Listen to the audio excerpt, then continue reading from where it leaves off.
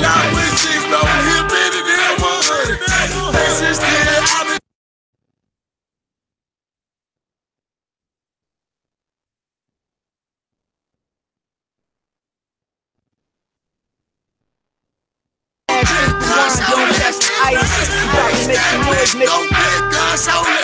I pull up with topics, niggas just dope. I see it from every side. I'ma keep hitting these licks until my buddy ride. I robbed the club with a 45, feel like I died when my mama died. First thing I bust, no, I ain't trust. He was a fuck nigga, so he had to die. I keep big guns, big boy 40 on me, shorty. If you try to ride me, know that I'm gon' kill him, shorty. You don't know how I feel with this stick coming. Throw niggas all of these bitches, homie. Bitches get all these stitches, money. Keep a stick like a trolley, nigga. This blue guy was bitch, nigga. You ever snap that older nigga? Shorty, this is what we on the nigga. Shot jumping like a pogo, nigga. Show Tommy back in hill figures. Four nigga can't deal with you. 614 where I'm back, nigga. Know that I'm a field, nigga. Hot nigga like a pill, nigga. Make the corner come and deal with you. Run around, sound like a fast killer, four nigga, right where he stand. You hear me? Have you been in lit? Oh, man, with the whole clique, that's a hoodie. Sleeping in the trap, put these shots a whole leg than a hoodie. I started out with zero, hit better than 100. This is still, I've been studying, niggas, that's 100. Big stacks, big go, big guns, whole less than 100. Big stacks, big go, big guns, whole less than 100. Big stacks, big go, big guns, whole less than 100. Big stacks, big go, big guns, whole less than 100.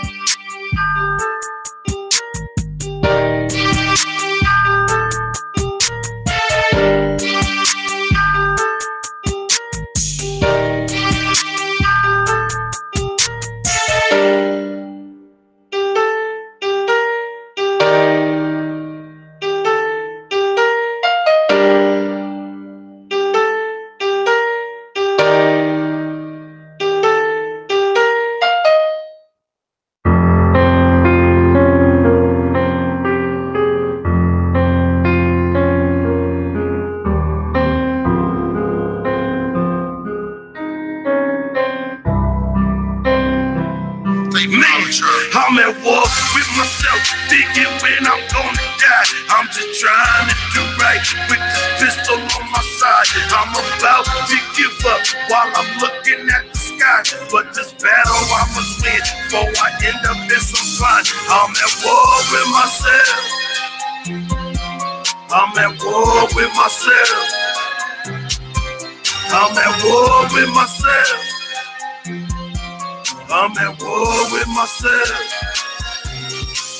Had to get back to work, was about to lose my mind. So I grabbed the 45 and I put it on my spine. Best friend played me wrong, I just wanted him to die. Had a chance to come clean, he could see it in my eye. Took my kindness for weakness and I can't figure why. Looked him right in the face and he told too many lies. Seen him reaching for the gun that he had on his thigh. By the time that he pulled it out, was aiming for his eye. 5 shots, brain out. Had to leave from the scene. Had to look both ways. Strangers looking at me. Aim my gun at them all as I walk across the street, saying, yeah, I'll be back if y'all tell on me. Ran home to the mirror, and guess what I seen? Was my shirt full of blood, more heavy on my jeans. As I start to fall over, there's a bullet in my spleen. I'll be damn, I'm going crazy. I just went to war with me. I'm at war with myself, thinking when I'm gonna die. I'm just trying to do right with this pistol on my side. I'm about to give up while I'm looking at the sky. But this battle I must win before I end up in some fun. I'm at war with myself.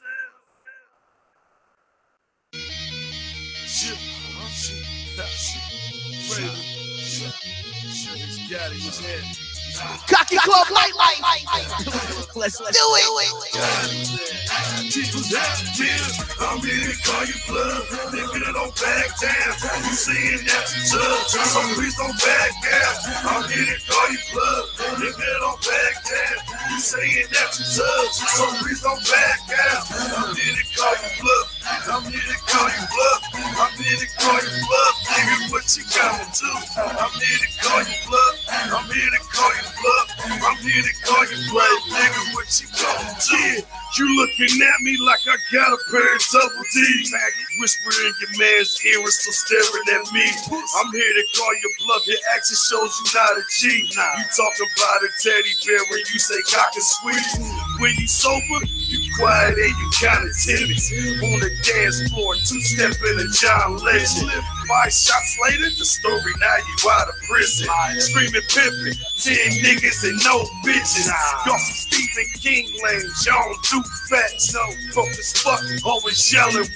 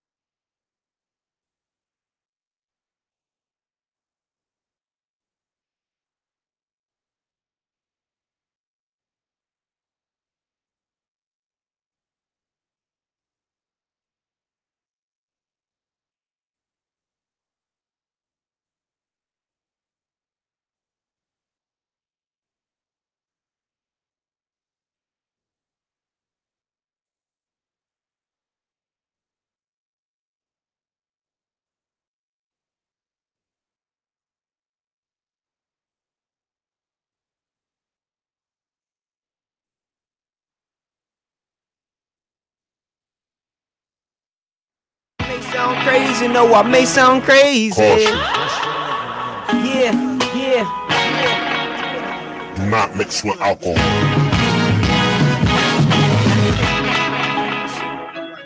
It may cause drowsiness. May sound crazy, no, I may sound crazy. Hey girl, it's time to lay it down, don't fight. Just had shrimp and wine, don't catch the itis. About to make some noise, make a storm sound quiet. In my mind, we like features, nerve, be united. About to give you massages, this is the way you like it. Make you moan and acknowledge, this is the way you like it. Telling me, baby, you doing it just the way I like it. Go ahead, hit that thumbs up button, subscribe and like it. I'm getting too excited, no telling the way it goes. Lady, you turning me on, just laying there with pretty toes. You got me spitting crazy flows while we listening to music. A WTMH radio. Platform is digital. Gotta wonder when ratio, exchange of fellatio. I'm old school loving you, that's just the way it goes. Got a problem with that, call it top the Fabio. Everything was cool, you may be. So now I gotta get a lady's opinion, I'm calling K Streets. Sometimes I ain't really feeling everything she say, but that's okay, cause I can reach out to Joy Renee. And now it's different tap, play for play. Now I ain't got shit to say. Here you come with L-Dre. He's always the most calm fella. Sensible and fair-minded. L-Dre bring love together. Yes, you gotta be willing and able to be mature and presentable at the grown folks table. Call if you wanna talk more. 614-781-0754.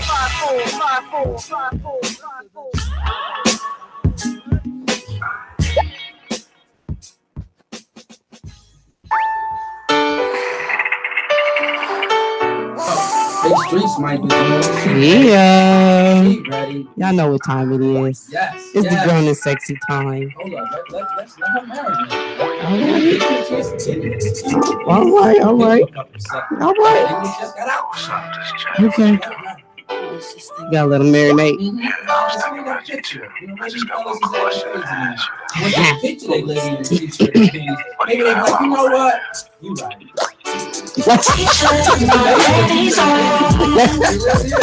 Let's go.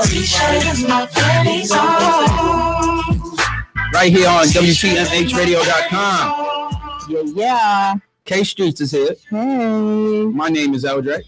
And I just, we love what we do. Yes, it's Tuesday. And if you want to see what we do or hear what we do, go to WTMHradio.com right now. Or, you know what's better than doing that? Go to YouTube and watch the show streaming live right now. That's better than anything. Subscribe and like YouTube. So go to YouTube /WTMHradio.com and you see the live icon pushed up there. Just push it and you'll be able to check out me and K Streets tonight. Yes. Special night. special night. Special night. Yeah, it's so many of it's a special night, but an emotional night at the same time. We gonna put those together, and usually when you put things like that together, emotional and a great night, usually the ending is classic. Yes, it is. So what we gonna do is we're gonna make this a classic night. Yeah, we got author Alan Stowe coming in the building with us tonight. We're gonna talk to him about his new book. What was you thinking? Yes. Can't wait to get into I that. cannot wait. I'm super excited because when I thought about the title, I was just like, it made me start thinking like, what about everything?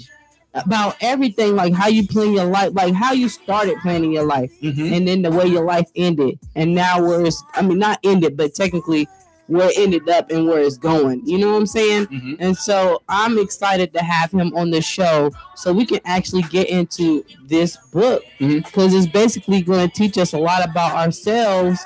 Not only that, but what is our passion? What is our drives? What are our goals? What are our ambitions? Like, what do you really want to do with your life? And what steps it takes to get there? And the mindset you need to have to go for it. Yeah. But, Streets, I consider myself a smart person, right? No, I'm all right. You average. I'm all right. Payday is that. You know what I mean? Stop saying that. But when it comes to when I think of smarts, Alan Stowe is one of the smartest people I know. Yes. So to know the book is coming out. What was you thinking? I can't wait to pick his brain and get some of that stuff that comes out. And because he's just amazing smart when he comes up with things. So to know what's going on in the book, we're gonna get to doing that. Call in, be part of the show. The number is 614-781-0754. Again, K-Street's giving the number. 614-781-0754. Somebody just said, where can they order the book? Why don't you let them know? You can go on Amazon and just type in the name of the book, which is right called, on Amazon. Which is called What Were You Thinking? Written by Alan Stowe II.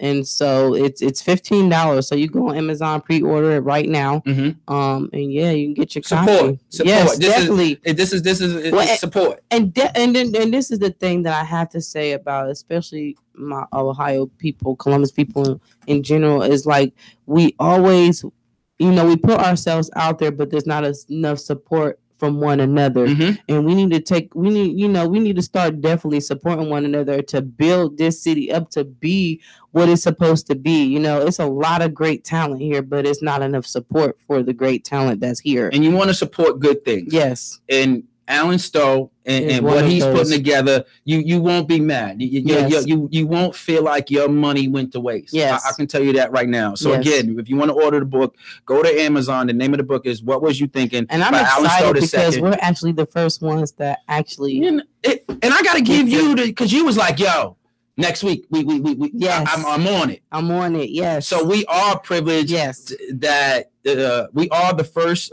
people that he's going to get interviewed by since the book has been out, and I just can't wait to chop it up with him. Crazy couple of days. Yeah. So we got lots and lots to talk about.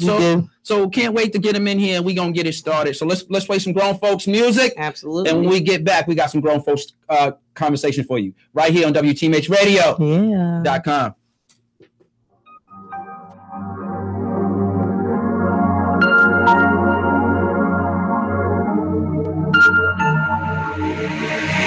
Your hands full of cards parallel to mine, with your poker face on, forcing me to draw four. I took 3 smarter steps, seems as if I've won this round. So I'm screaming connect 4, but you say I'm stringing you along. I don't want to play this game of chess anymore, cause everyone knows when your queen is gone, you don't last long. So I keep myself in checkmate, love. This is a dangerous game of love, accusing you of cheating on us, baby. Cheating on us, baby. And I know that it's so dangerous, just because I do the same, baby. Cheating on love. games. Oh, baby.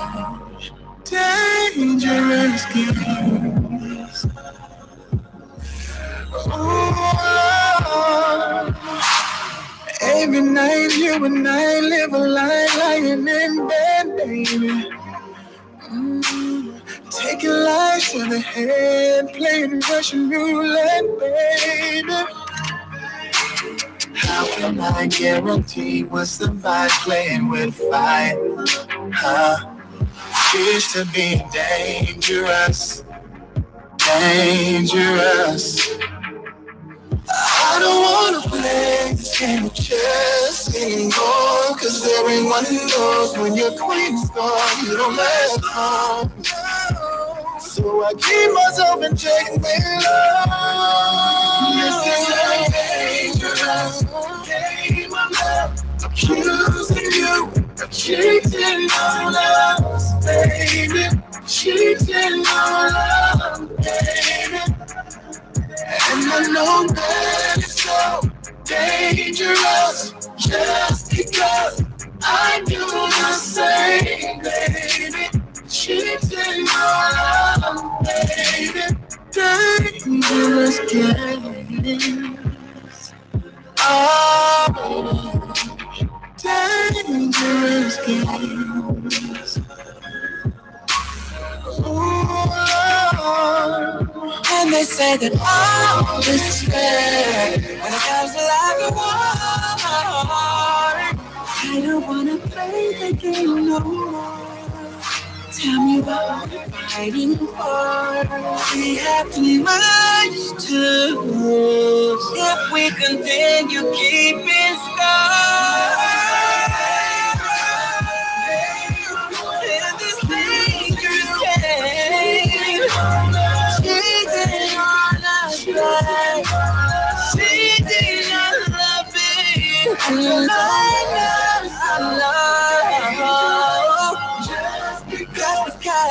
do the same. I do the same.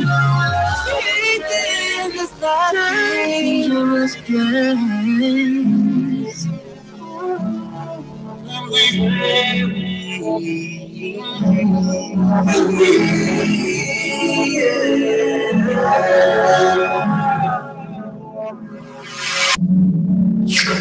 I let him wait for me. I got away for me, but you don't understand. It's way more than fucking. When I fuck you, I will cross the ocean for you, stroke up the ocean for you, and then I'll rub the ocean for you.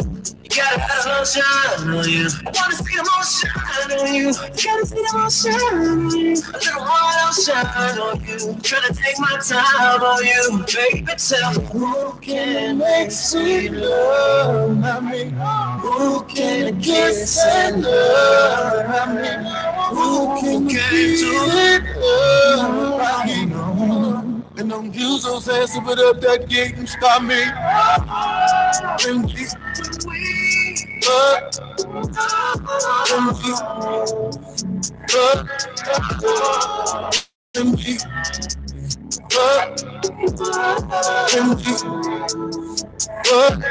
I can be aggressive, I can be a savage.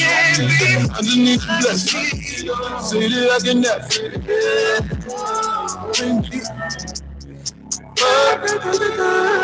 When we did it on the stairs, did it take it to the had that Gucci nigga all up on the Gucci shoes. Kiss it on your neck. You told me that I'm too deep. Tell your ex to leave alone in your crib. I saw her face down. I ain't like a pony. These niggas so phony. Treat you like a trophy. You know I pick up when the phone ring. You know I go deep down, I make you scream. You said my dick got a magazine. Oh, the game on strong. Fuck it up all night long. Beat it up, get piped down. Oh, the game on strong. Fuck it up all night long. Beat it up, get wiped down. I can be aggressive. I can be a savage. I just need your blessing. Say that I can never.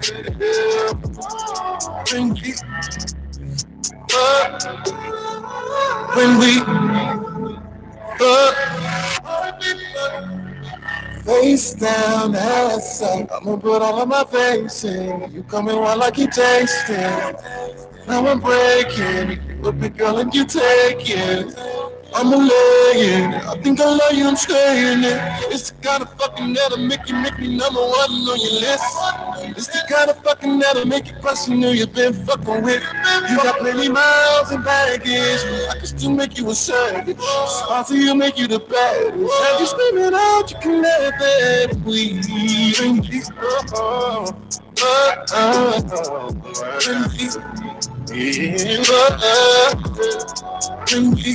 Taking you down, blowing you down.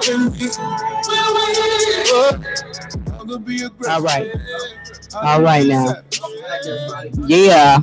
WTMHradio.com. That's it, and what you're listening to is the best internet late night show around in the world right now. And it's called the Grown Folks Table. Yeah. My name is Eldre. I'm K Street. And we're here to bring you the best in grown folks music and grown folks conversation. Absolutely. Now, we were just talking about this the remix with Tank When We and it made me think about something. Like the best songs actually to make love to. Right. Like, cause this one is new, but I don't know even an old school one that can maybe top this. What's better than this? Some old school songs out there that still would make you get in your mode. It wouldn't because it's a different pump you do. Some people have music on, some people don't. But when there's that good music, you good, Right. This right here, what's better than When We? Either the remix or the regular. I like both versions. I didn't. This is the first time I heard the remix. Now before this, I think the master of people said was making love music was the late great Marvin Gaye. I've heard that you can't go. You're never going to go wrong with you put a little bit of Marvin Gaye in. Whether you was an old person or a young person, you caught on. But man, he got some with that right there. I don't know. I know I'm gonna dance to it when everything. Please not. So, but please don't. That's something for y'all to think about. Me and Casey was just think about what is the best song to make love to. Yeah. I don't know if somebody can just give us throw some songs out there on the comments and tell us and we're gonna pick some of those songs for next week's show. And we're gonna see this one. Y'all really gonna get y'all's grown and sexy on and get to love. When I'm telling y'all, we do this because we want to bring love back to the communities. Not only talking about real life stuff and what matters in our communities, but just in the Black communities, how we see it's going down to build one another up and especially if you're in a relationship, to remember the reason why you were in a relationship. And remember what me and K Street said. We said favorite song to make love to. Right. So it's a different. It's a difference than I'm calling Candy over. And y'all just gonna get it. No, we ain't talking about one night stands. Exactly. We're talking about somebody you've been with 2-3 years. Because then maybe you've been married 4 or 5 years. Because the song means something. Yeah, it means a whole lot. And so play your first dance at your wedding. I don't care what you do. Do these even young folks even play? I don't think. Because can you make love to rap? Really? Like, can you? Who out there makes love to rap? Smash and pass, like she, What you got? We got Dommy Styles on. Dommy Styles, DJ Dommy Styles. Dommy Styles. What's the love song that everybody knows? I always thought it was something Marvin Gaye. You put that Marvin in, panties are gone. I think it was a little bit of Marvin Gaye, a little bit of R. Kelly. Before he pissed on him. Yo, why everything after that? We lost everything. Because it's not like he couldn't sing no more. It's not like something happened to his talent. And seeing him in concert, it's like he plays every song. And I love artists like that. Like you could go see him in concert and they still sound the same. But hey, he shouldn't have pissed on her. Grown folks say people like golden showers, so I don't know. So I ain't going to it. I ain't even listening to all that. So we still got author Alan Stowe coming in. Yep. Name of the book. What was I thinking? Oops, I can't wait to get in the conversation with him. He should be here soon. So he said it depends on the generation. Dami said it depends on the he's generation. absolutely right. It does depend on the generation. And but the thing is, if these young ones are they don't really know. doing it to Little Uzi Vert? Can you really do it to Little Uzi? Or 6ix9ine or whatever the dude here with the yellow to him, so I couldn't even tell you. Well, I'm gonna tell you how it sounds. Meow meow meow meow. So you listen to him just now. Can you make love to that? I wouldn't even dare. Okay, so I don't know. That's a good one. Yeah, that's So Breezy can't go wrong with Breezy, right? Chris Breezy can't go wrong, right? Yeah, it's certain a few songs that I gotta pick in my few of Chris Breezy. You can't go wrong with Chris Brown. No, not at all. A little bit of Trey Songz. Definitely Trey. Big shout out to Ebony. Ebony, you cannot walk past her without her playing some Trey Songz. No. So Prince. Now the room may get a little crazy. You might burn a couple of candles and things might get a little weird. But absolutely. Sorry, April don't like Prince and weird in the same sentence. She don't play that. Prince is one of her favorites. Shout out to April. Shout out to Miss April. Silk, Escape. Tony said absolutely.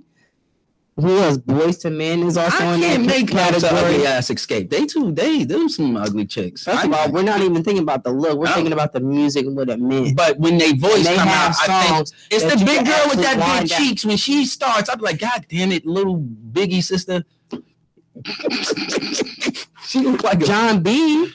I don't know. No, yes, because there were certain songs that John B had that you could absolutely wine and dine to.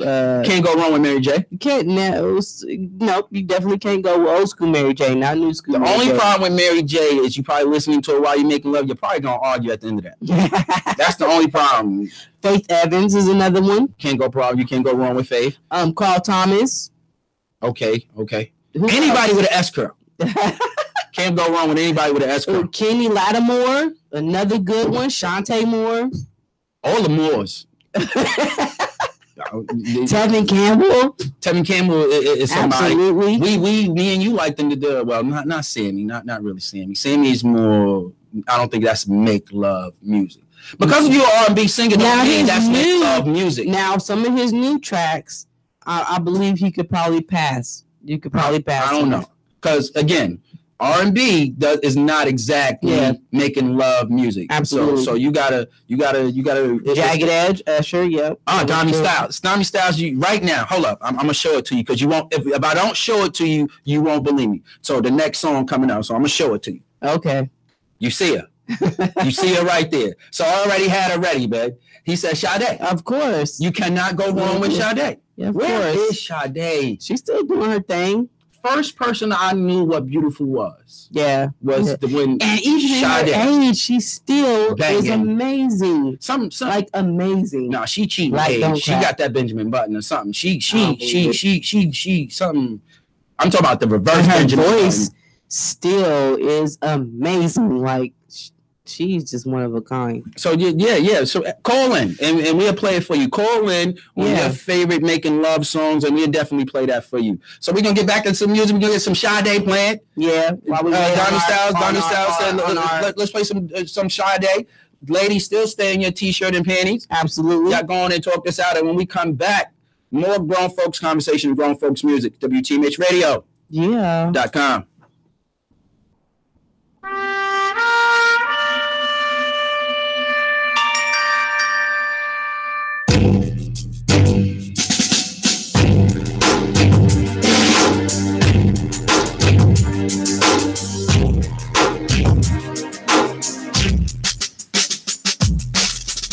I've lost the use of my heart, but I'm still alive.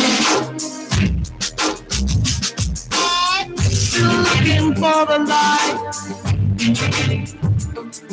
The endless pool on the other side. It's a wild, wild west. I'm doing my best.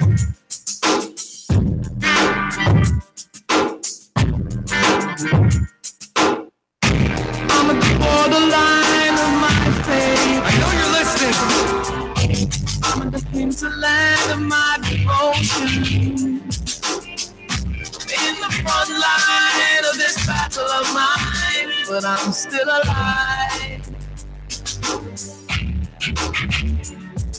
I'm a soldier of love. Every day and night.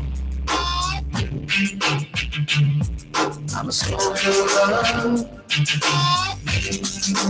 All the days of my life.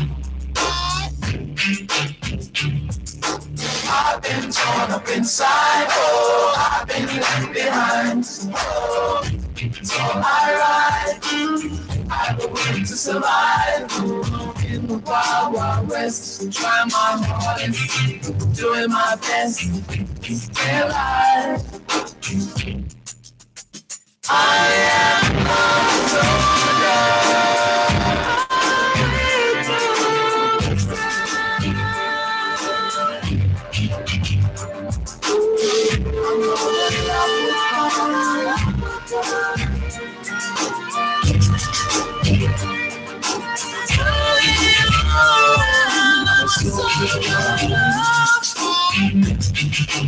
Every day and night, I'm a soldier of love. All the days of my life, I am young, I don't doubt.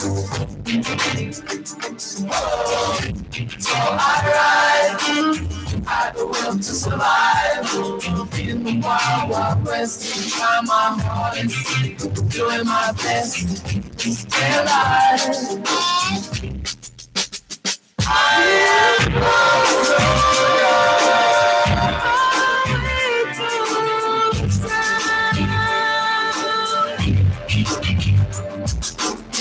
I'm all the love will come.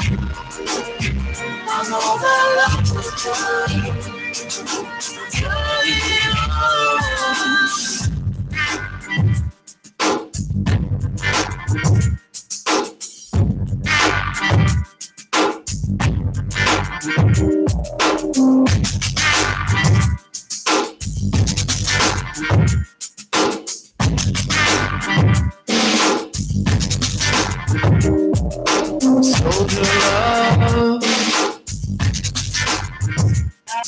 I'm a soldier. Still wait for love to come, turn it all around. Still wait for love to come, turn it all around. Still wait for love to come, turn it all around. Still wait for love to come, turn it all around. I'm a soldier of love. I'm a soldier.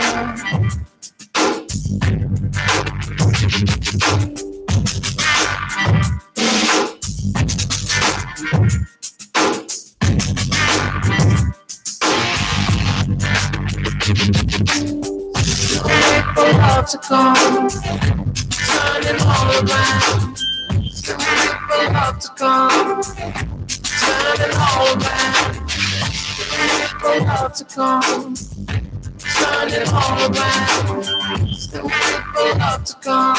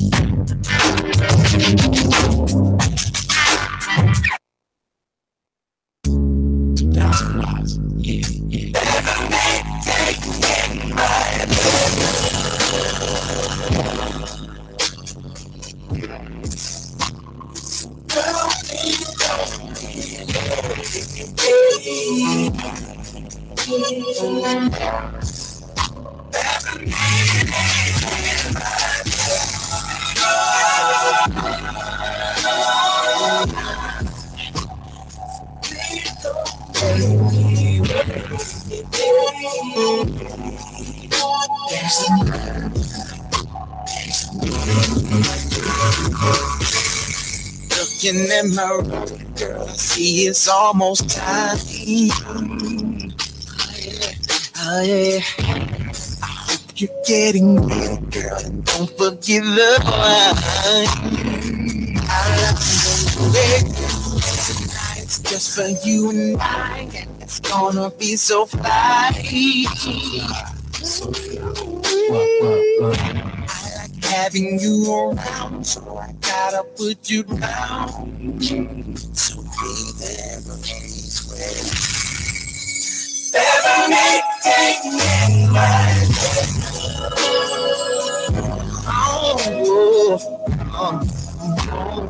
girl,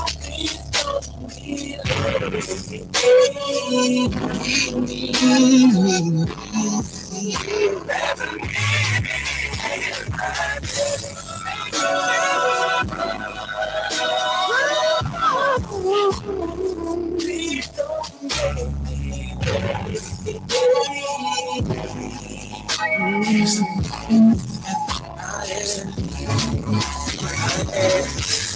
step into me castle, lay it down, baby, yeah. Little sunshine for my sake. Checking for you since day one. Including you're my son. Digging in your mouth, I'm feeling your steam.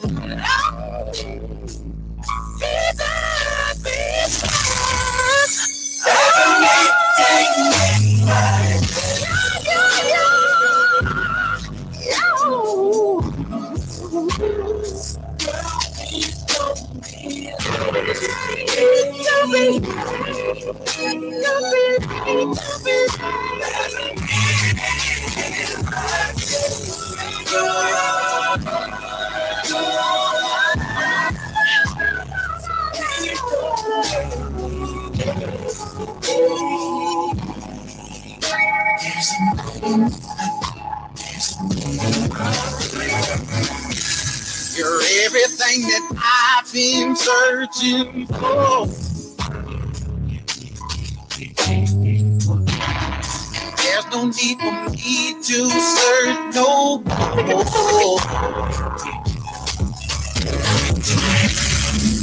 Oh, my baby, I'm really wanting to go. Oh, baby,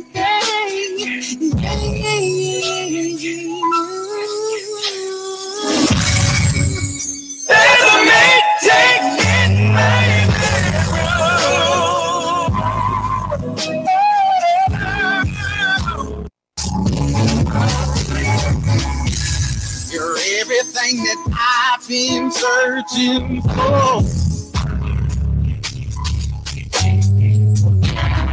There's no need for me to search no more. Oh, my baby, I'm really wanting to go. Oh, baby,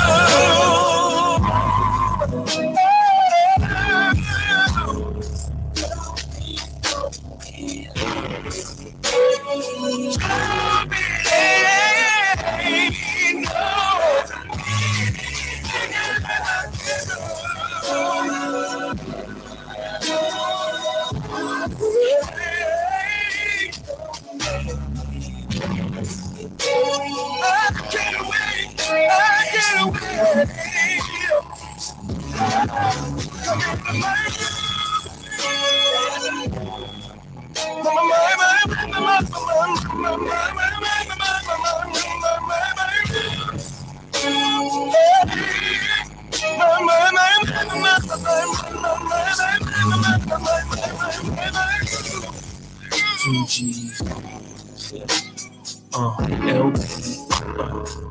don't stop. Come into my.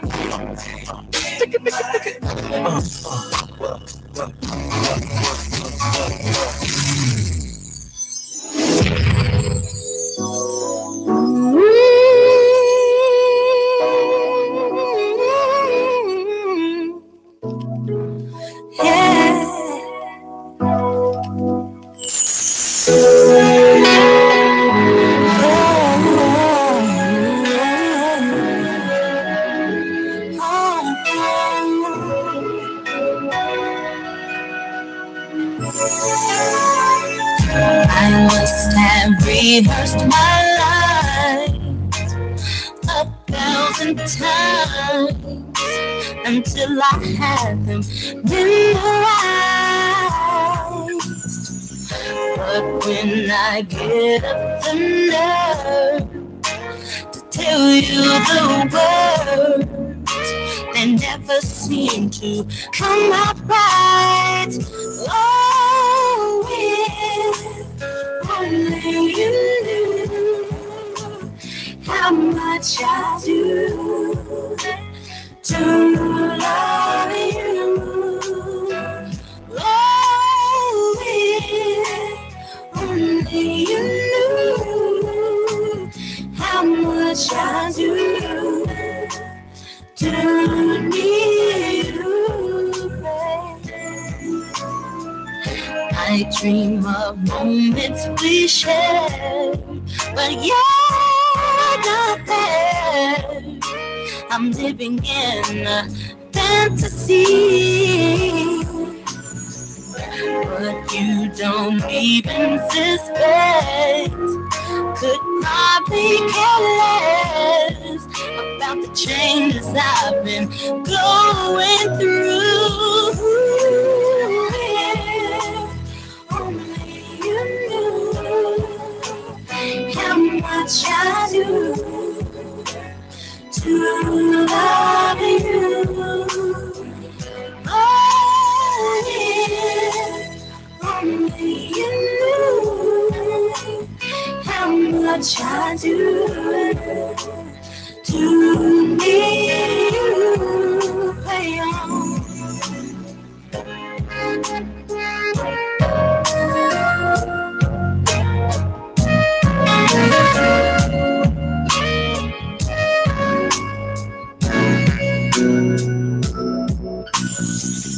No, you don't even suspect. Could probably care less about the changes I've been going through. Yes, yes, yes. Welcome to it, y'all. It's the Grown Folks Table right here on WTMHradio.com. Yes. K-Streets, what's up? Hey. LJ's here. And the man just walked in the building, Alan Stowe. Tanisha said, hey, Stowe. Tony D. What's up, man? And it's all about what was they thinking, right? Yeah, what were you thinking? What were you thinking? Yeah. See? Yeah. What was I thinking? I have no idea. I was just thinking about doing show prep today. Oh, right. But everybody, Alan Stowe is in the building. We're not gonna get into the book and all that right now. Just how you doing, man? I'm always good as long as I'm alive. And even if I'm dead, I'm still straight. I know that's all. I think you one of them people that you are gonna be all right. Even when you're going, you're gonna be all right. Yes. Yes, he ain't gonna see it any other way. That's one thing about Stowe that like I kind of admire because he's such an ambitious, driven type of dude and he laid back. He a jerk sometimes, but you know what I'm saying? Like he's remixing every love song we playing right now. Yeah. I ain't gonna tell y'all. Well, I can tell y'all the words. This is internet radio. I can't tell you. But Kiki might be listening. Like, what he say?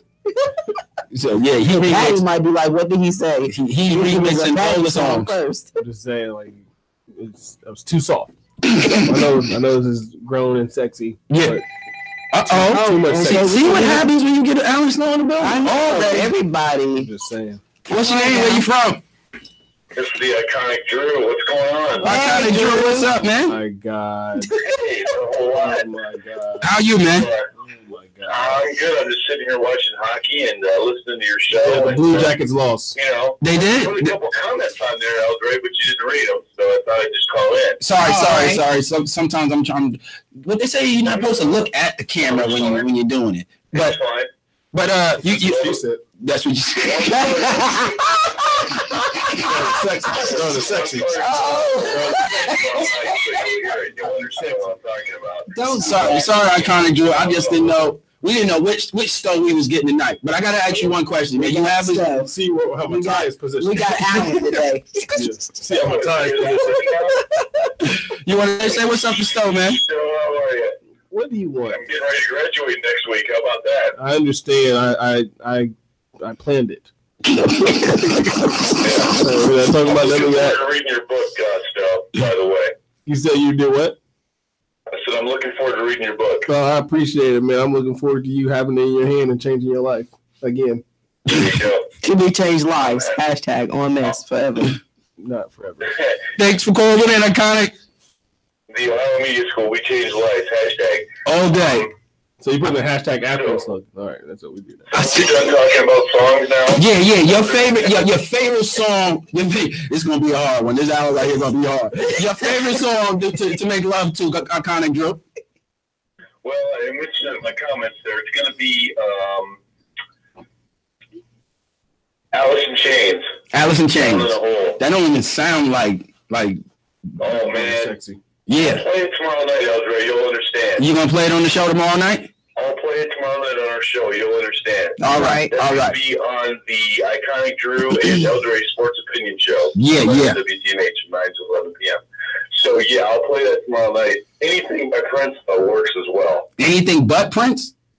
Anything by Prince. Oh, anything by Prince. Okay, that works. Because he was. I mean, especially Darling Nikki. Oh my goodness. Okay, especially if you got a Nikki right next to you.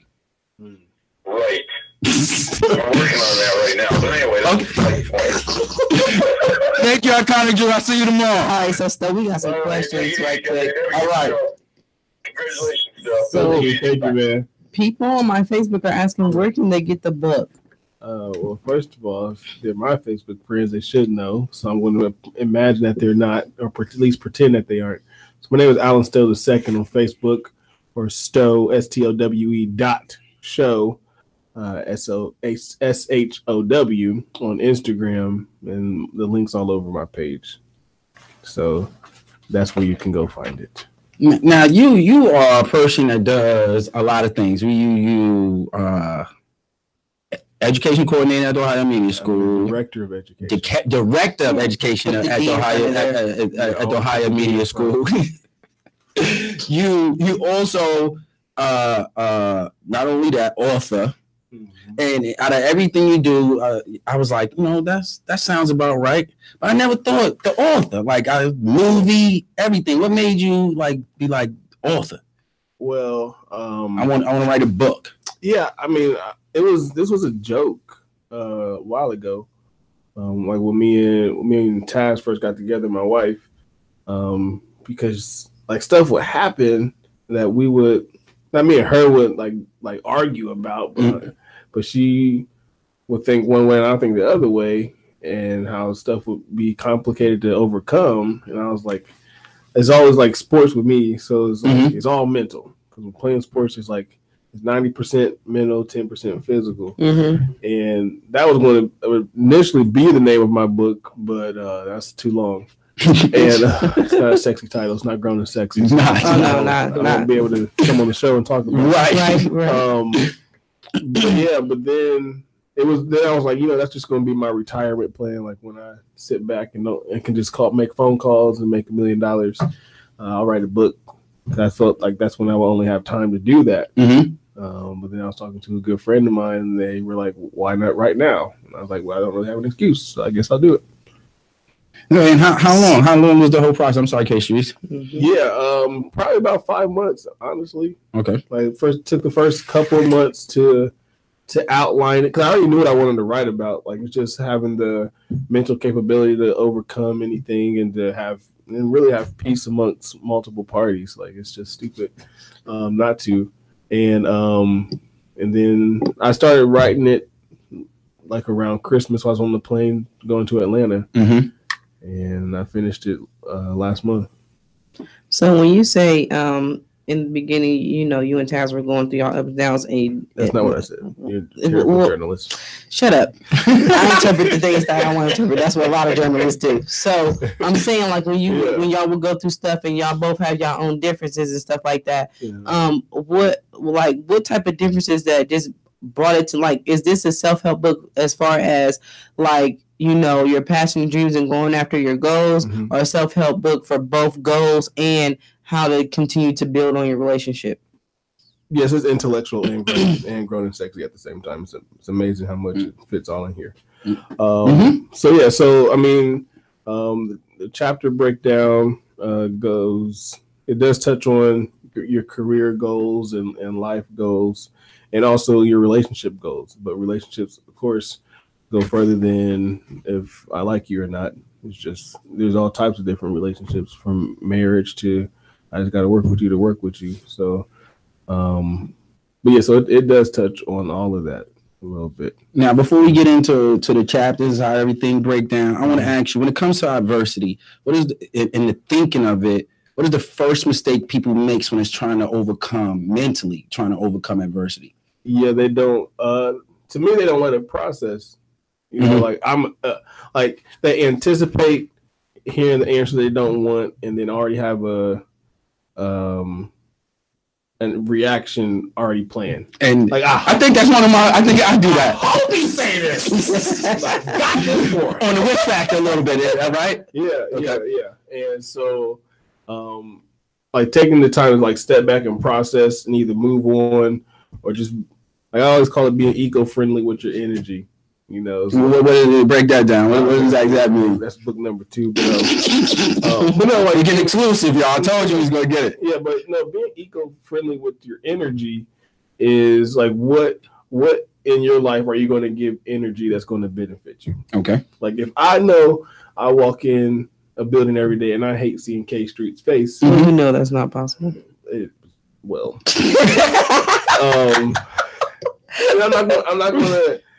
I'm not going to walk in that building if I have an option to. Now, if I don't have an option, then I'm just going to avoid it. Like being eco-friendly, it's like these cars. It's like if you're not driving on the freeway, they're not going to waste gas. Right. So, like I'm not trying to get nowhere with you. So, but how do you avoid that inevitable? Even if you had to do that, like run into situations where you got to just kind of deal with it. Yeah, you just don't let it. You don't let that be in control of your reaction. You know, I mean, I run into people. People call me all the time that I want nothing to do with. But I'm not going to delete you out my phone because I want to see your name pop up so I don't accidentally answer. It's crazy. People really don't think that as friendly as you are, as big as your heart are, that you don't go through things everyday human beings go through. Yeah.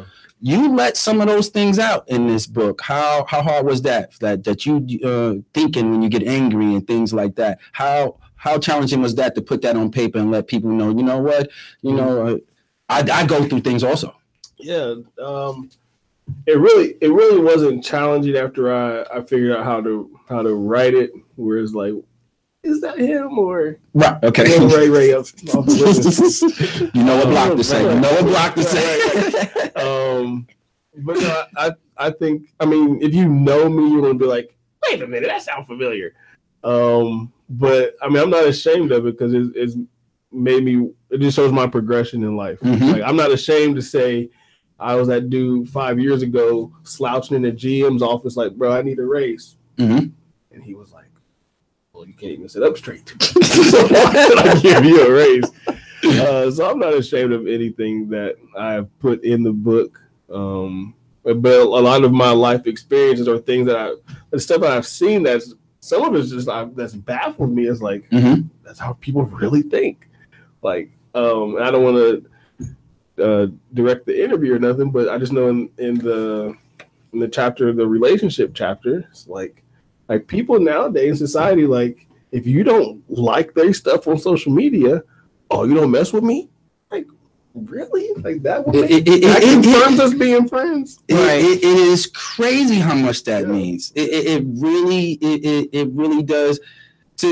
I don't know what's worse, the setup of Facebook doing that or us falling for it. What do you think that social media has the type of hold or how it contributes to society and life and how we live every day?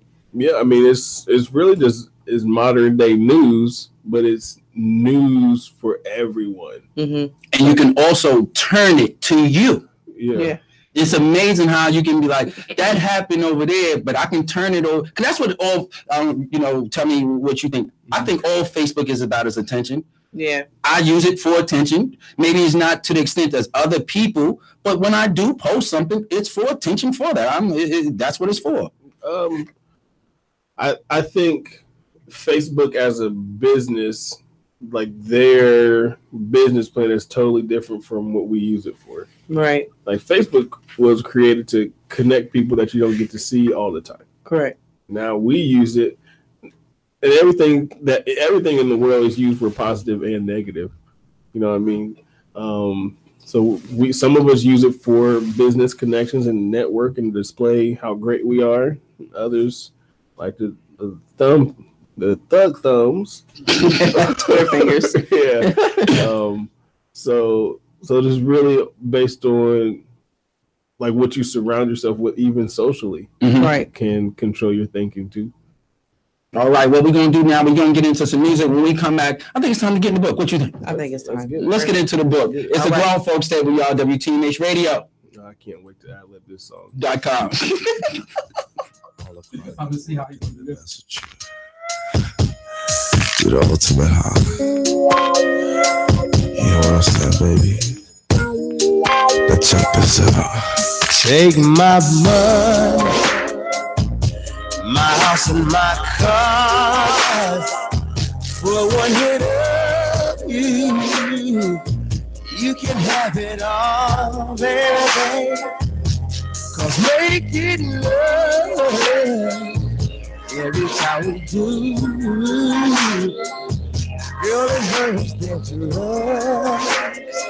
'Cause I'm an addict of you, and you know that I can't leave you alone.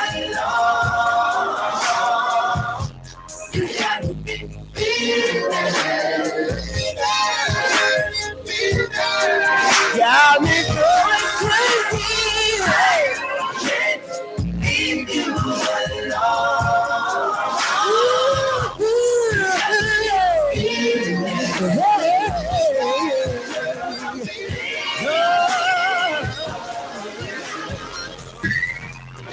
Said I'm feeling for you.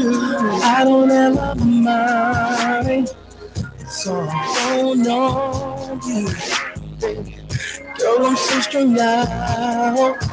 All I do is wish for you. Oh, you're not here.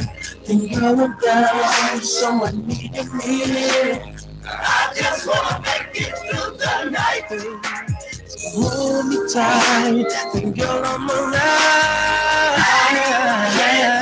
Leave you alone. You got me feeling. Girl, you got everything that I need. Got everything that I need. I can't leave you alone. You got me feeling.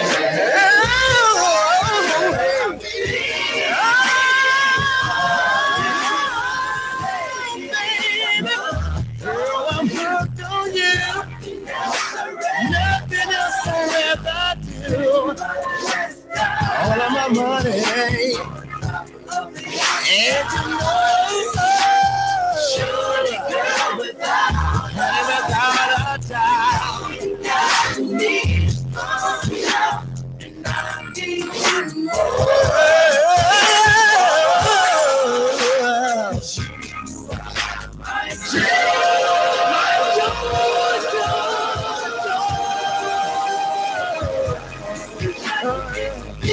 You got me feeling. You got me feeling. Yes, you do.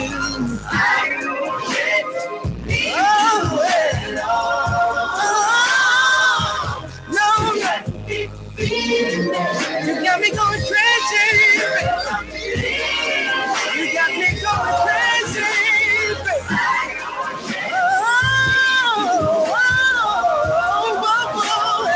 Yeah. I said you got me.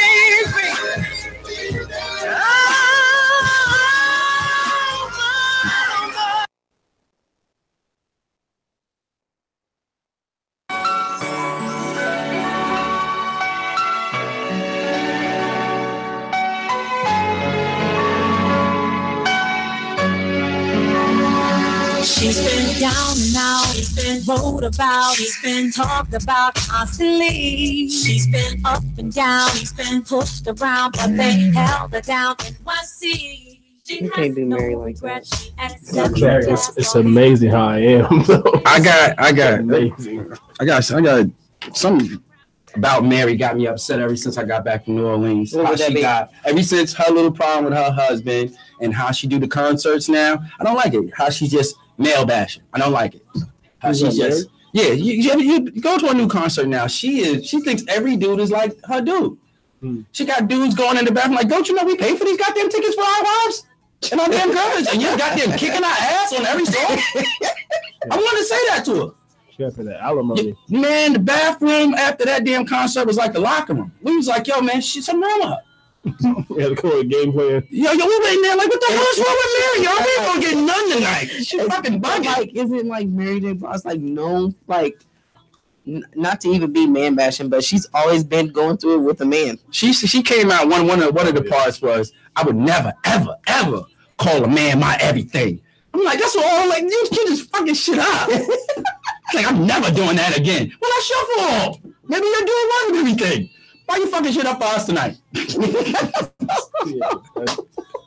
Welcome back to the Grwon Folks Table, y'all. To be everything. WTMHradio.com. Of course, we got author Alan Stone in the building. What's up, man? Yo. How excited and amped are you about this whole thing? Just new, just fresh, just something brand new that you get into. Yeah, it's I really did this for me. I really want to add another title to my belt. Okay, you got many titles. You know, like I can do video, I can do audio production, I can do graphics, build sites. Mm-hmm. I was like, I can call myself an author. You really can't tell me nothing.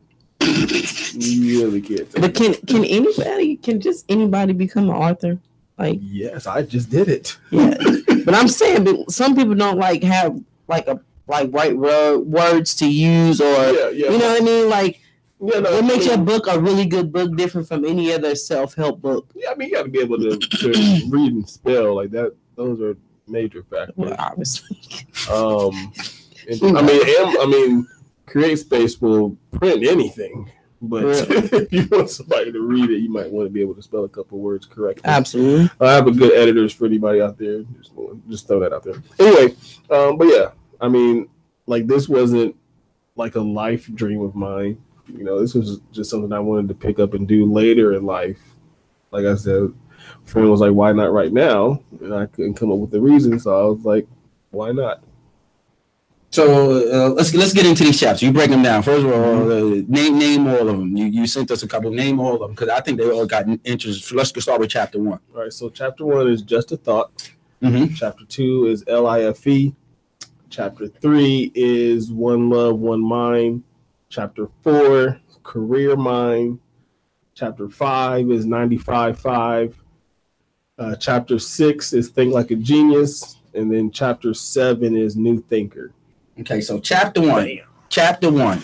I think I got so it's like analyzing things from both sides. Mm-hmm. What do you think how people can go about doing that? Because that's hard. For me, use one of the words you used to describe me, bullheaded. It's very, it shouldn't be, but it's from both sides. And it's not just me. A lot of people do that. How you think is the best way to go about just really analyzing things, thinking from both sides? Yeah, I mean, it's really an experience factor.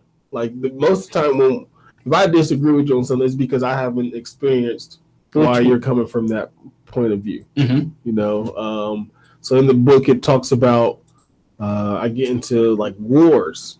There's two sides to each war, and they're usually arguing over how something should be used or believed or different beliefs. And it's like, well, if you only grew up knowing one thing, of course you're going to fight for that.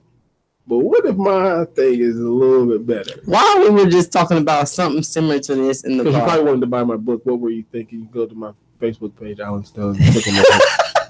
Tell them again. Tell them again. I'm definitely getting the book. Where can you? Because I have people already from New York already. Where can I get the book? Tell them again. Yeah. So it's in Alphabet's comments on her video, and then my name is Alan Stowe, the second STOWE, on Facebook, and the links all on there, or Instagram at Stowe _show STOWE a period. That's a punctuation mark. Show SHOW. All right, so in chapter 1, taking things from a different approach and seeing things from like when I'm in my process of thought, I am the type of person that I look at or I view things in all different types of scenarios. My scenario, the what ifs, and then the actuality of it. Is that a person that like you would consider like thinks too much, not too much rationally, but kind of like an overthinker? But I don't. You get what I'm saying? Yeah, I mean, overthinking can lead to like too much strain on your brain, and that just becomes unhealthy for you individually. Well, because if you're trying to overthink a situation that you have with someone, like they're chilling while you're over here, like they always say, racking your brains out. Right. You're literally using energy that you don't have to. That would just be easier just to go communicate about it. So when it comes to that, it's tough to say that something is actuality because it'll always be an actuality to you because your reality is your reality. But it's until both sides are discussed and really flushed out to see what that reality is. It just sounds like if you just take a little bit of patience, you may be able to come up with the right decision. How key is patience in thinking and coming up with the right thing to do and say? Yeah, I think patience is important, but motive is what drives everything. And so like when it came to the wars I was talking about, the motive was power and control. Because if I have power and control over something, I know it's going to go my way. Right. Everybody makes feel comfortable when you know the outcome. And I don't have to think about anything because I know how it's going to run. Right. But if it's something that is new or something else I have to get used to, then that's what a lot of people fear. It's like, oh my. The new and the change. Yeah. But sometimes change can be actually a good thing because you have to, take those leaps and those steps to progress in whatever it is you aspire to do in life in general. Things are not going to stay the same. They're going to change, and you have to adapt to that. Yeah, that's real easy to say. I mean, I understand it's easy to say, but change does scare everybody. And this is one thing I learned coming from Columbus, Ohio, moving to Jersey. Is very fast paced. You know what I'm saying? So I had to adapt quickly. But what I learned is everything is so expensive there. What I learned there, I could do 10 times more here. You know what I mean? And so, and then that's why I always look at people like, bro, I've had like the hardest life, you know what I'm saying? And what I learned out of that is I can live anywhere. Home is what you make it, you know what I'm saying? Yeah. But what I learned from there and I brought it back here, and I was just like, that just taught me that you really don't need anybody, you know what I'm saying? You need people, but to do what you want to do on your own, you don't have to have anybody to do that. You could just go out and you could just do it. Yeah. The name of the book. What were you thinking? You know, now that the book is out, do you think it'd be like what was you something that came up and you say now, what the hell was I thinking? Yeah. For me, it was definitely in like my career moves. Is like me thinking that I had to accept what I was given, and it's really like I don't have to, because at the end of the day I'm in control of me. So that's one thing that pops out, and really just a lot of times how I've reacted to stuff. Because I'm not afraid to say, like, I'm probably the angriest person I know. So, and it's surprising because to me, again, he's one of the smartest. And when you see him in his state, he seems like he's one of the coolest and laid back person. Absolutely. But it's been times where I've seen him in this moment hit the table, and I'm like, yo, what's wrong? And things like that. Yeah, because for me, like I said, sports. And when I say hit the table, y'all, I mean almost break that shit. Sports has played a big part of my life, and I've probably got the most texts in my high school's history. That's a different story. But that's where my mind came into play, is like, I can't continue to get this angry. So I keep getting this because like my anger, like it would spill over at home and all that other stuff. And like if I knew I kept getting that angry, like something bad is going to happen to either somebody or me. And I just didn't want that, so I had to make up in my mind to change. But at the end of the day, it's like being an alcoholic. That anger is still in me. Like, don't touch me. It's just a quick key code. Oh, sorry. But in your thinking today, you not suppressed it, but knew how to control it. It's a lot of people that do that. How? Like, was it a simple mental exercise you did? What was it that you'd be like, you know what? I got to get a hold of this. Yeah, it's like you were talking about earlier. It's patience. Like when something happens, like I'm not going to react right away. Right. I'll probably take the deepest breath you've ever heard in your life, honestly, and then approach it. Because like my dad always taught me when I was younger, like if you ever have to fight, like don't fight mad, because you won't be able to think. And so now everything that makes me angry, I consider a fight. So I stop until I control, or it's not really controlling your anger, it's more so processing it. Because anger is kind of like fear, because if you let something scare you, then you're going to react in a certain way. And I just had to develop that and then discipline myself to always practice it. Because the discipline is, as soon as I stop the discipline, everybody's going to be named that they don't want to be. Yeah. Wow, right. Chapter 2, yes. LIFE, life. Why did you break it down? Like, what made you come up with that chapter? The chapter name, calling it life. Yeah, I got this from my basketball coach in high school. We had a mentor program in high school that he called Life. That stood for learning it from experience. And so experience is what plays into people's decision making at the end of the day. And in everything, like and how you judge people, how you interact with people, is all based off of your previous experiences in relationships, and keep it grown and sexy, in education, like every type of situation that you're in that is like that, you're going to base it off your last experience. No matter what, you're switching jobs, you're going to be like, well, my old boss was like. Relationships, well, my old girl was like. So learning it from experience can really doesn't have to be always negative. And so in there I talk about using your like mistakes as leverage to get better. Right. And in mistakes are they're there to teach us, right? So I see you have something here that says about recycling past experiences and stuff like that. That's a really good part right there. And yeah, and I want it because I keep looking at it. So recycling past experience. Please elaborate and explain about the recycling, especially when it deals with your relationships and work ethics and building friendships and stuff like that. Okay, so this is a really dope part of the book, and that's real cocky to say, but go about it. Fuck it. So when I speak on recycling, like if you look up a lot of the materials that we use is made from trash. And so people take their mistakes and consider them like failures, like, oh, I really messed up. It's like, nah, don't throw it away.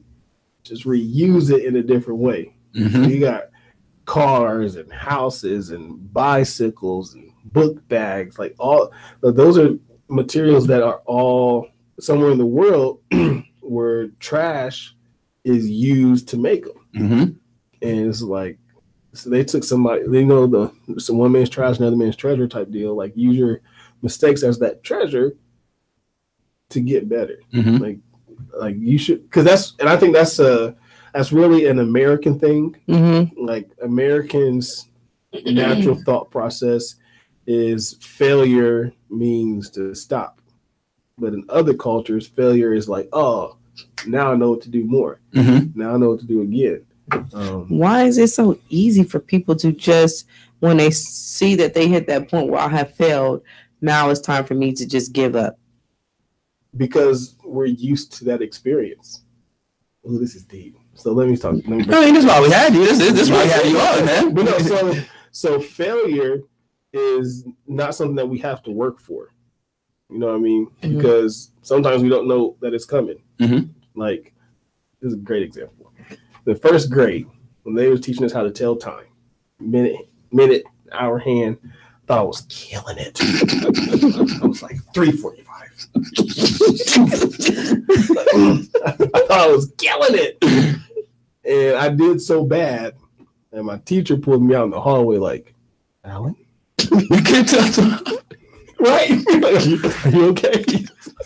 Like, I heard what you said. I guess I just wrote the wrong number. Right. But I was aiming for success. I wasn't aiming for failure because I thought I was killing it. Right. But I was given failure, so to say. Like I got everything wrong. I didn't know that the hand went back and all that. But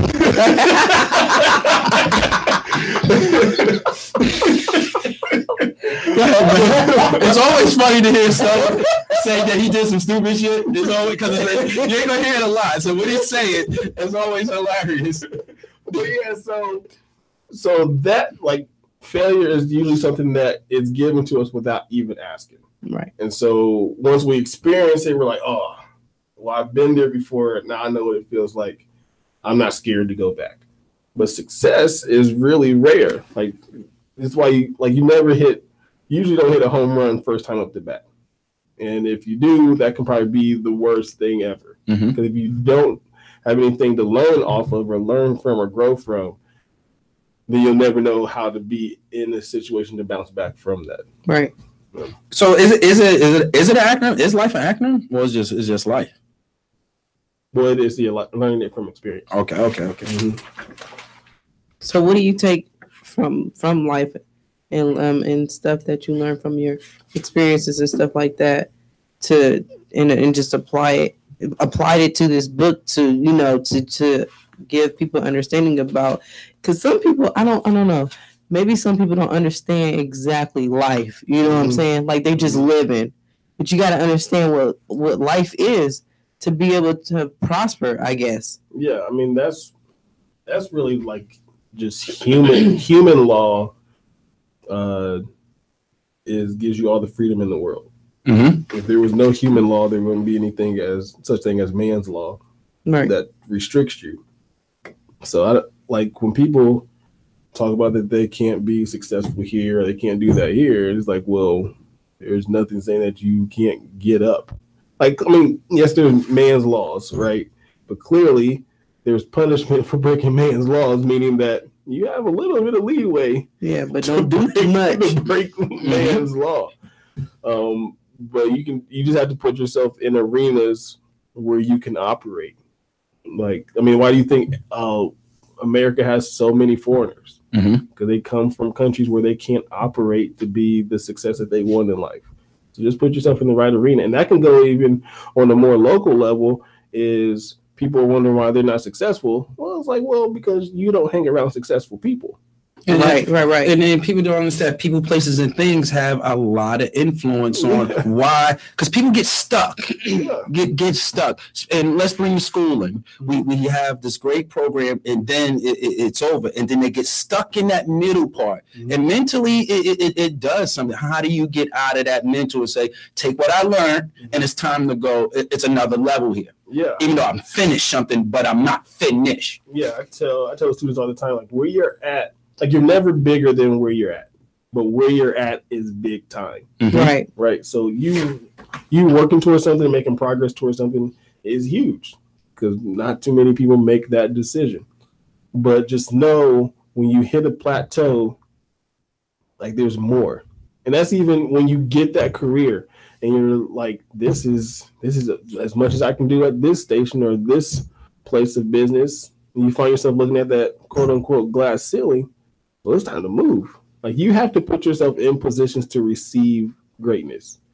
Because once you become a free agent, we'll get to that later. We'll get to that later. Because phone just becomes your best friend. So, chapter 2, love. Chapter 3. Sorry. Chapter 3. Love. I'm looking at chapter 3, and I'm thinking like, yo, I kind of did chapter 3. So I'm excited about reading this book because I definitely want to get to chapter 3. One love, one mind. Elaborate on the one love, one mind. Now, this doesn't pertain to like people who have like one track minds, does it? No. Okay. No. You become a new thinker. A new thinker doesn't have a one track mind. Right. Okay. Thank you. Don't start yourself. Don't start. You want this the grown folks table. Yeah, buddy.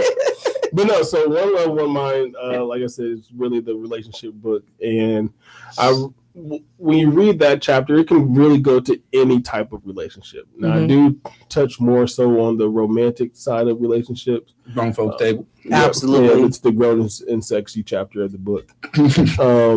But yeah, and I dive into like being on the same wavelength as your partner.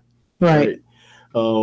Because in finding out like how you are compatible with them. Like, some people want to search a partner based off their sign. To me, I don't agree with that.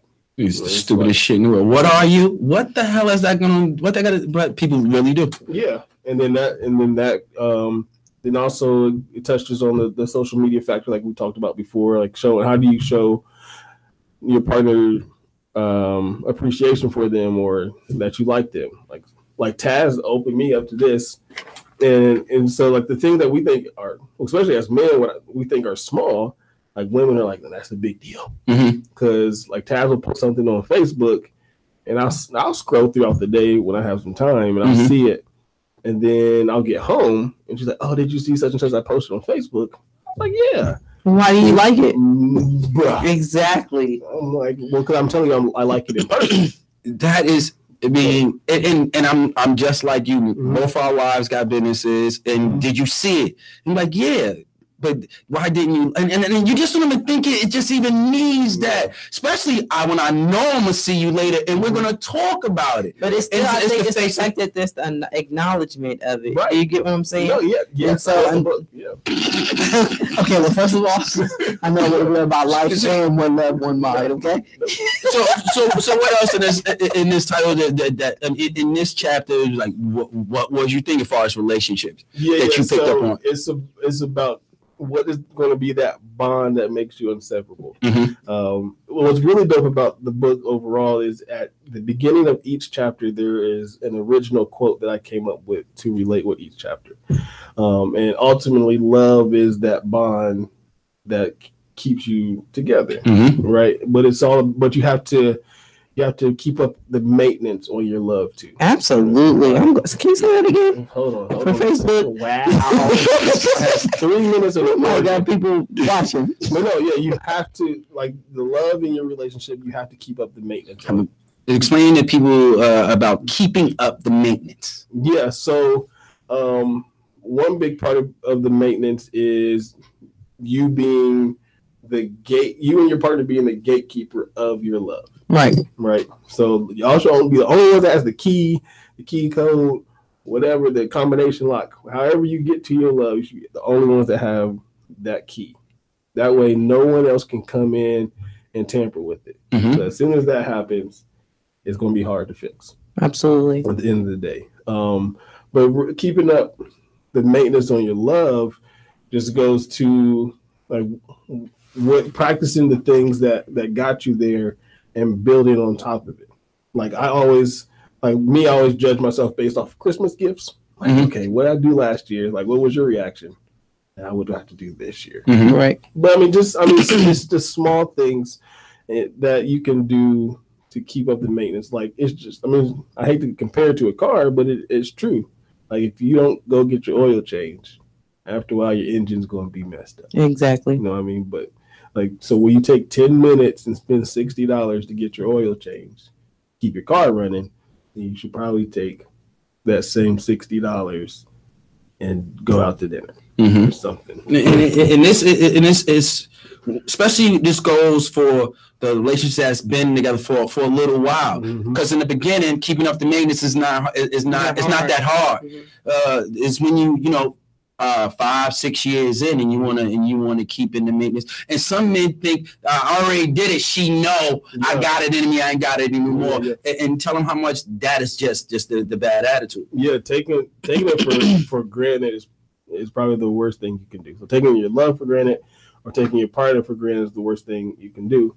And I'm guilty of it because because my thing is like I say stuff once and that is my expectation, or I expect you to receive it and know that's always going to happen. And I think I understand where you're coming from on that. Now, let me ask you something. Has there ever been a situation where you felt like something, and even as your wife, if she brought something to your attention that not necessarily a complaint, but she had a concern about something, brought it to your attention. Now, I'm the type of person, I don't like to keep repeating myself over and over again. Eventually, I'm going to start drifting off and doing other stuff. Not even just say, like, step out on anybody or anything like that, but I'm just saying, like, I'll start focusing my attention elsewhere because I don't want to keep talking about the same situation over and over again. Yeah, and I think that's where things get messed up, honestly, because if I already have a habit of doing something, like, most likely it's going to take me to hear that 2 or 3 more times to break that habit. Now, if you and the thing, like I tell Taz this all the time, like because she'll bring stuff to my attention that I either A, don't notice that I do, or B, don't think is a big deal, and she'll bring it to my attention. I'll be like, okay, I will give a valid effort to stop doing that or to change it up, but just call me out when I do it, so I'm aware of it. It's like the dog that's behind the invisible fence. Like he know not to cross that line.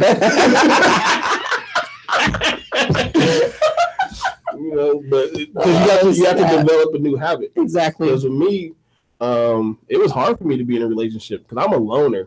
Like I will kick it by myself. Yo, I don't know how many shows he was in. I don't know. About 40, 50 shows, and he's leaving one day, and is a lady right in the break room, and nobody else is in there, very pretty and everything else. I walk past and I go to store because not even thinking that she's there. Yo, who's that? He said, "That's my girl." I said, "Nah, that's a wife." And like you can see it in her. She that's not no girl. That's not no girlfriend. Right. And you saw it in him like, nah, that's my girl. So I knew it was like, yo, something different because I didn't work with you for a while and knowing, oh, he's letting somebody in. Yeah. It's like if you get to know me, like congratulations. Right. Seriously. Right. Yeah. But there's habits that everyone brings into a relationship. No, absolutely. Like I'm cool coming home, kicking my shoes off, going upstairs and chilling and not talking to absolutely anybody. They think we crazy for that. It's just a habit. Then I'll just get a hey. I'm like, oh, You here? yes, You here? how was your day? Because those are like so getting that. So one-time conversations most likely is not going to fix it for good. Right. You know, it's good to bring it attention in a respectful way, but it goes both ways. Like if she brings something to my attention, now if I don't agree with it, I'm not just going to be like, you know what? Yep, I'm going to change. Blah blah blah, baby, baby, baby. Like I'm going to be like, no, well, this is why I do this. You do that, but I'm willing to adjust. And if you love someone, you always be willing How to do important is compromise? that. Oh my God, it's very important. Everything. Yes. In marriage. So, yeah, I mean, marriage in itself is a compromise. Right. You know, like That's basically what it yet. is. And I'm this not what you, there yet. I don't know if you still agree with me. That's basically what it is. It's a compromise for the rest of. yeah, it's like to make up in your mind, like you know what, forever. Say it again, Stove. Forever. Say it one more time, You know Stove. what? Ever. There's no numbers near this at all. They just don't. That word is tongue stuff. Ever. Right. Is a huge step that I'm not ashamed that I took it, but I would be lying if I was like, you know what, I was a marriage genius on April 19th, 2014. I was a genius. And I'm not. Because it changes Day to day. Well, no. Because that would be done. Go. Yeah. Okay. Not day by day, but just over time. Like I look back 7 years ago when we first got together, and it's like, What were I thinking? yeah. What were you thinking? I thought it was going to be like this forever. But especially being in a relationship young, like you're both still growing up. Right. And we don't want to scare people because of getting married and like that. How much fun is it of the learning of each other? Oh, it's so beautiful. It's if you now it's cliche, but you do got to find the right person. Like me and Taz will be lovey dovey, and then we gonna dap each other up the next second. Like you know what? I'll see you tomorrow, bro. All right, bro. You wanna go watch a movie? I love you. You too. Right, but like you really got to find someone that's your best friend. Right. Absolutely. And a lot of people, they're okay. They're friendly to me. Tell them how much of that's a difference. It's a difference in this person is right for you as far as a relationship. Right? It's a difference in a person that's just plain old being nice to you, but having what you and Taz have. Yeah. And Taz will hate me for saying this, but she knows this is how I roll. To me, like being in a relationship is like having a business partner. Absolutely. Right? Like if I look at someone, I'm like, would I invest In you? And I mean the smallest. Like I was telling everyone today, like your time is worth way more than money. If I give you time, you better be real happy. Right. Now if we get to this movie ticket, we might be splitting this. Like, I don't know if I want to make, because I hate when people say like, oh, what you doing on your first date? Oh, I'm going to take you out to such and such, such and such. I'm like, you going to pay like $50-$70 for someone you just met? Yeah. No way. You're not going. Why do you feel that way though? Because I want a return on my investment.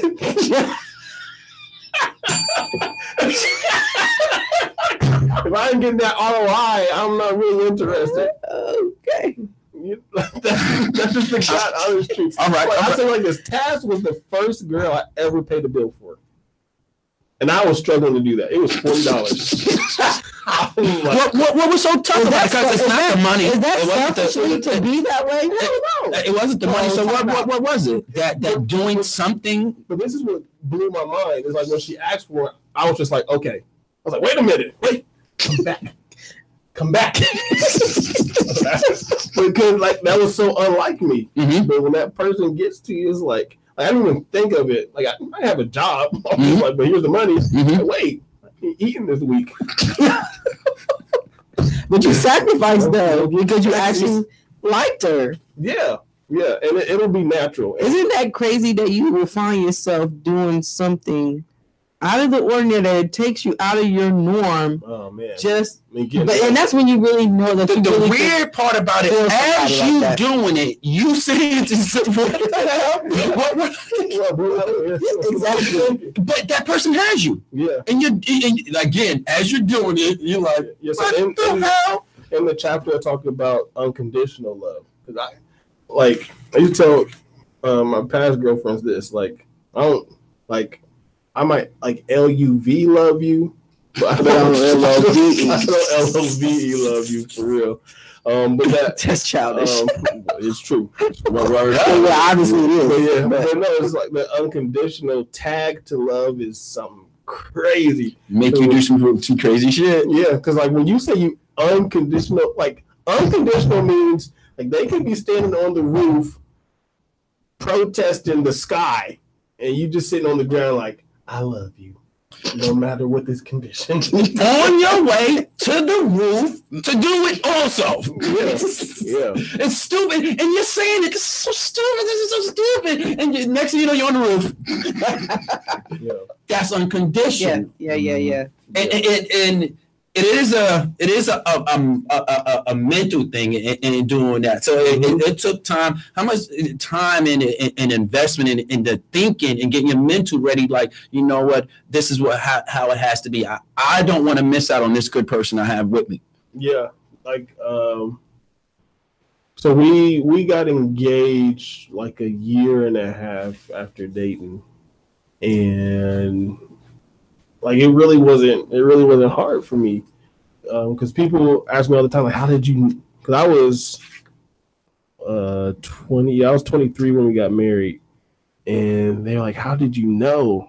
I'm like, well, when other females stopped getting my attention, I was like, I guess there's no one else to give my attention to. Yeah, I told them. I'm not really interested. So when I went to the strip club and told them they shouldn't be doing that anymore, I said, "Yep, that's probably a good time to get married." Now, if you're uncomfortable as a dude in the strip club, you probably need to get married.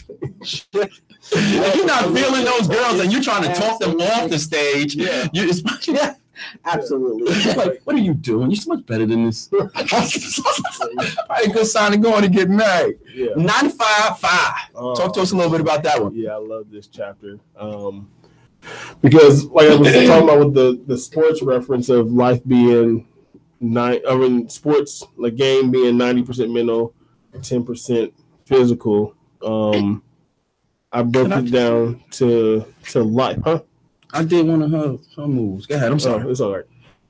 So my saying to Taz used to always be, life is 95% mental and 5% oxygen. And it's like that face, right? Mm-hmm. And so because all the brain needs is oxygen to function. Right. As long as it has oxygen, it's going to continue to function. And then every single decision that you make in life, it only has one place to go through. It's up to you how you let it process, you know. And so the 95.5 chapter really speaks on the health of your brain and how mental conditions are real. And it was like a few years ago, I would have argued up and down that mental conditions don't exist. No, I would argue that up and down. But experiences, right, totally changed that. Right. I had to experience it right in my face, and it was like, oh man, this is real. Was it you, or you just saw it in somebody? I just saw it, yeah. Okay. No, it wasn't. No, it wasn't me. But yeah, it was just so it just really speaks. So that really touched me, and so that chapter is dedicated to nothing but mental health. Mm-hmm. And how important that is. Me and you. How important is it to just have that clarity and that mental health, that mental stability, to be able to just manage how your mind functions on a day-to-day basis? Yeah, I mean, we're as humans are the managers of billions of things at once. So you have billions of nerves in your brain. and know it or not, you are managing how those function. But if those aren't being taken care of, or they're not in good condition, it's going to mess up everything else. It's just like managing a staff of people. Like if your staff members are out, like something's not going to run right. Right, absolutely. And with our brains, we don't have backups that we can take out the case. Like, you know what? These neurons will work today. So it's very important. Mental health is very real, and but there's help. There's help for it, and it's up to you what you want to do. Like I've seen it fixed with medicine. I've seen it fixed without medicine. Which it just goes back to show that ultimately you're in control. Now, if you're born with something, then that's totally different. Now, I don't go too deep in medical because I'll get my medical license when I'm 40 or something. Now, I know you're not a psychologist and all that, but just from the book, what was you thinking? How does somebody you think somebody should decipher have a mental problem, or this is just a problem? You understand what I'm trying to ask?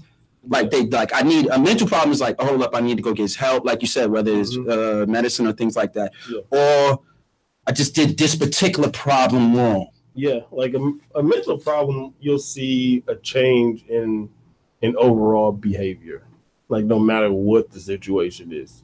Just having a mental lapse would just be for a particular situation.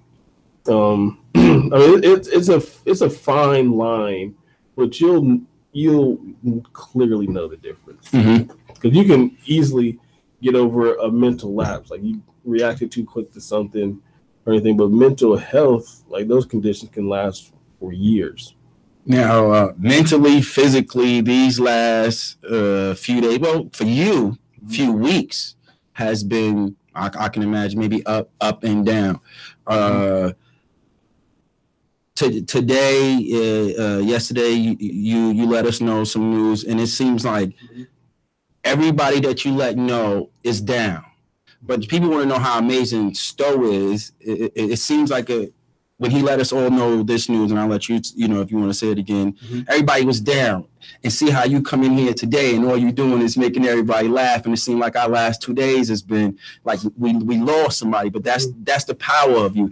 Do you realize that? Do you know you have that power? Yeah.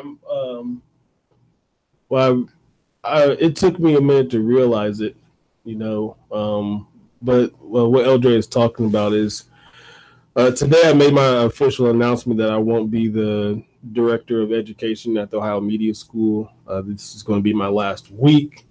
But I realize it though, because I see how much I'm called upon, and I know it's not for no reason, but I don't take that power for granted. But I could. I don't. Because I appreciate the position I'm in. Like my position is not just within 5330 East Main Street. Right. Like, this is a life position. Because once I step out of that building, it's going to open up even wider. That's what I plan on happening. But yeah, I do realize that, and I try to act upon it responsibly. Now, I mean, there's pros and cons with everything, because sometimes I get people to contact me I don't want. But it's okay, because that still shows me like, hey, you're still in demand, right? How is it? Like the impact that you leave on students and just people that know you in general, moving forward with that. What do you expect to leave with them or want them to carry on, for future endeavors? Yeah. Well, what I told the students today is like, I'm not the reason you came here. You didn't even know who I was. I mean, I'm glad I met you, but I'm not the reason why you came here, or the reason. Well, I might be the reason why you're still here. But at the end of the day, you came here for a different purpose, not to be cool with Stowe. Right. Because I'm not going to pay you. Stowe will be Stowe. Yeah. But you gotta, like, I can still be reached, but I mean, I hope as much as an inspiration as it was when I got the position, like I want that to be as much as an inspiration me leaving the position. And that's gonna be hard. Well, for us watching, us not because I know whatever you do next, it's gonna happen. I ain't even worried about that. But us watching you leave out that door that day, it's gonna be hard. Thursday, Friday, it's gonna be hard as hell. No, I mean, I am in the moment, yes, but I mean that's just to me as inspiring as me getting it because ultimately I'm in control, right? Like I could have said no to the position. Like the CEO, she slid me the contract, and I could have just been like, I'm good. You figure this out. You slide it back. Right. Well, I had to slide it back because there's some typos. No funny business. Like, you're about to come back on me. Right. Everything right. Right. Absolutely. But then when she slid back the revision, that was funny. I looked over it, and right there I had a decision to say yes or no. Now I'm in a position where I can say yes or no. Like, and some stuff you have to deal with, and I just choose not to. I just choose to make my own path. Thursday. Yeah. Oh, scared. Say that. Thursday. You gonna tell me go ahead? Keep going. I thought you gave me the nod for me to. Absolutely. See, I thought we was gonna go the whole show without, and we almost made it, and we didn't do it.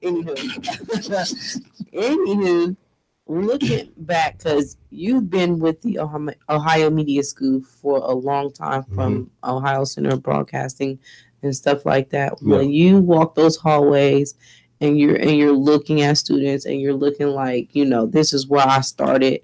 And this is where my journey is going to end. Even though your journey's not ending, you're moving on to bigger and better things. Like, how does it make you feel at the end of the day? I probably won't have a 100% answer until Friday at 3:00 when I leave. But just like, I think about it every day. Ever since I hit send on that resignation letter. But I'm leaving happy though. Right. Like there's gonna be some challenges when I leave. I know that. I know I'm walking away. I consciously know I'm walking away from some challenges. Like next week's gonna be hell. And that was my question. Like Monday you wake up and you have time and you're gonna have just time that you ain't been used to. People don't know how much you spread your time out to help so many people. Yeah. And then Monday comes, you're gonna have a few hours. What's next? What are you gonna do? Yeah, no, besides the book and everything else. Yeah. So me and my business partner Whitney Barkley, we have our own. Shout out to Whitney. Yeah, absolutely. Yeah, and we have our own marketing company.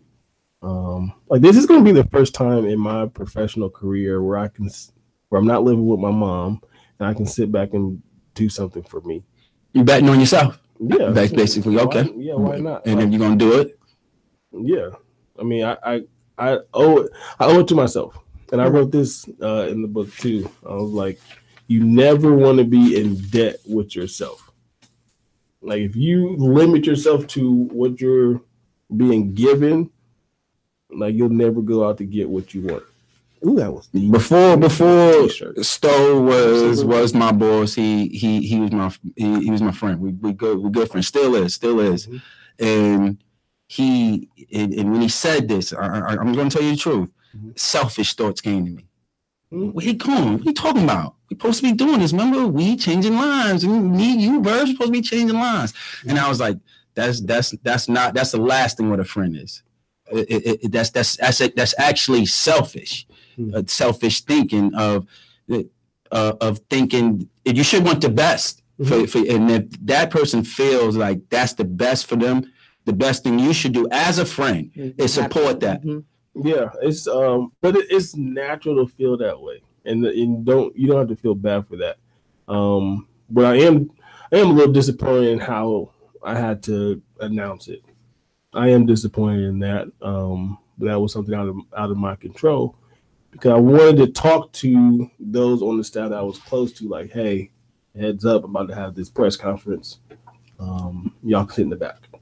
But But since things got out the way they did, I just wanted to get ahead of it all because it's already going to start leaking in the halls. So I'm like, let me go ahead, get ahead of it. Because immediately I was like, is this you or them? Mm-hmm. It's always going to be me. Mm-hmm. Right. Like I've been in the game a minute. I know how to get out when I need to get out. But it's nothing wrong feeling that way. But I'm not. You know how to get in touch with me. Oh yeah. So before we leave out, K Streets, go and give your shout outs. Today to Stowe. So even though we have our ups and downs, Stowe, I absolutely am going to miss you. Like I didn't see Ohio Media School without you in it. You know what I mean?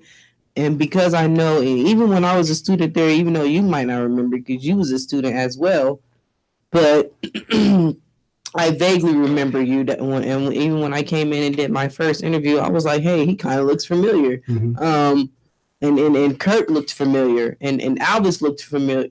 Yeah, I think Alvis might have been there or not there. No, I don't think Alvis was there, but I know Kurt definitely looked familiar because his voice never left me. But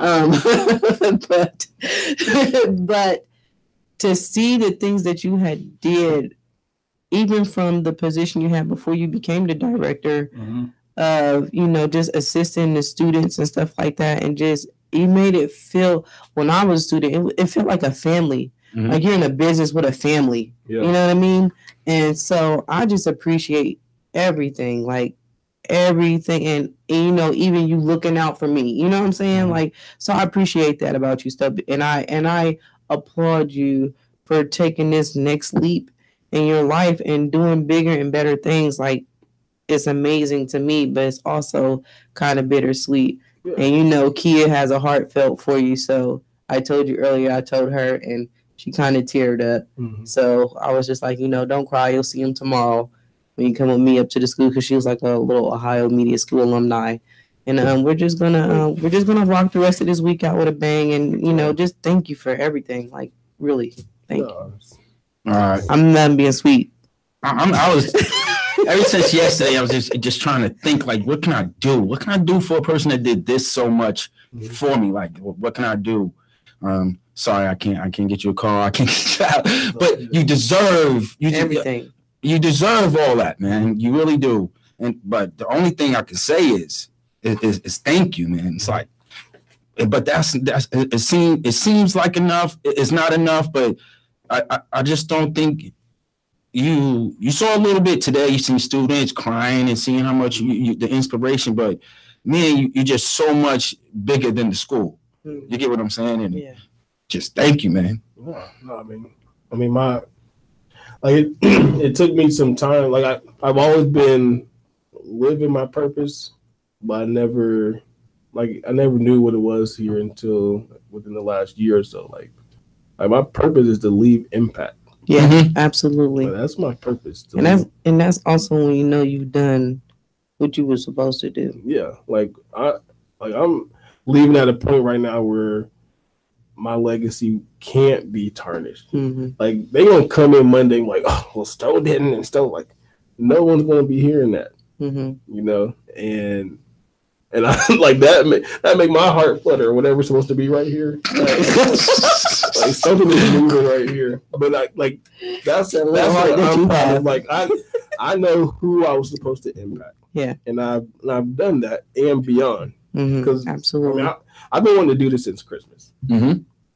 Like, honestly, I've been wanting to do this. If you would have quit, and that's how Stowe is since then. But he still stayed. Yes. He said, it's students out there that need me. I ain't even thinking about them. This is all for students, and that's always seemed like that's always your mindset. What's best for the students. Yeah.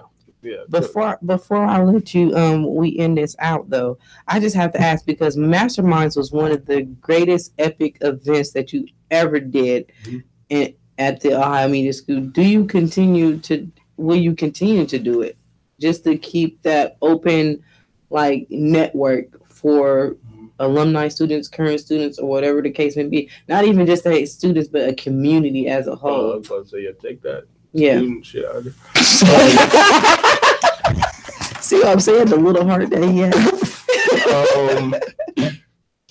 Yes. In short, it's going to look different. Yeah. Because it's going to be better. Yeah, absolutely. You know, it's going to look different. But it's going to happen. There's no doubt in my mind. Whatever is next, it will get accomplished, and whatever after that, man. So just again, thank you, and you know, just give a couple of shout outs, and you know, take as much time as you need. Well, I want to talk about the last two chapters. Oh, you want to go into the last two chapters? Hey, go ahead, brother. This is your time, brother. Let's go into the last two chapters, brother. Chapter 6, Think Like a Genius. Very hard for me. It is not. That's why I wrote it. That's why I wrote it. I love this. This is probably my favorite chapter. Okay. Because like when you hear the word genius, who you think of? Einstein. Right. Yeah. Eldre. Oh, right. No. Didn't think about that. All right, so Einstein, people like that. Yeah, but like, what makes them a genius? You don't even know really what makes it. You just call them that. You heard some things, and you're like, wow. But you didn't see him do it. You just like, wow, what I heard, you must have been smart to do stuff like that. Just so because Einstein invented stuff, that's what makes it. So only inventors can be. Not geniuses. even inventors, but he was just like his mental. He was a mental genius. So what makes one a genius? Here we go. Okay, good question. So how do you think? Like if you took your brain and Albert Einstein's brain, there's no structural difference, right? Like his brain wasn't bigger, the left side wasn't leaning, right side was like, there's no structural difference. Right. The difference between a genius and someone that's not is just what they accept. Absolutely. Like, so Einstein being this great inventor, right? You got to be an unorthodox thinker. But how many times did he fail before it happened? Like he just so happened to sit back and think of something that was a need or a solution to something, and was the first to do it. Right. So like if you create a need for something, like people are going to say, "Oh man, that's genius." Mm-hmm. Like Alvis, all the time when he would introduce me to classes, he's like the genius behind Mastermind. Like all I did was think of it before someone else did. Mm-hmm. And it was the solution to a problem. Mm-hmm. Like we weren't getting alumni in the building, so I was like, let's get 100 alumni in the building. Like it's just what you accept and building the platform to receive it. Mm-hmm. So it's like genius. We think it's so hard, but it's really so simple. That's so genius. Right? But it's about decisions too. So I talk about Steve Jobs and Obama, and just how they practice the strain on their mental.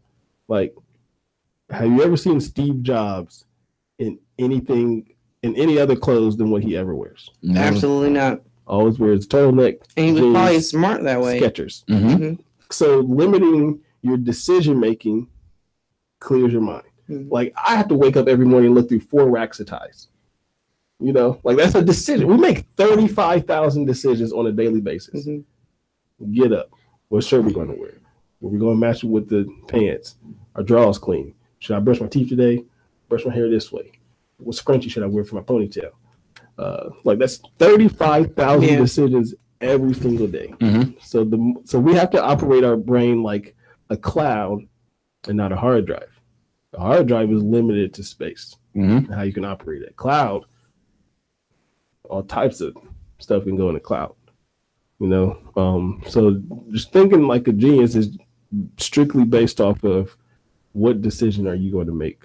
Is it a little bit like understanding needs and wants, understanding what you need and what you want will help you with your thing. And if you could just eliminate, like that's a want, that's not a need. Eliminate that will help me go on with some thinking. Yeah, because I mean, people do it even like people are afraid to accept boring.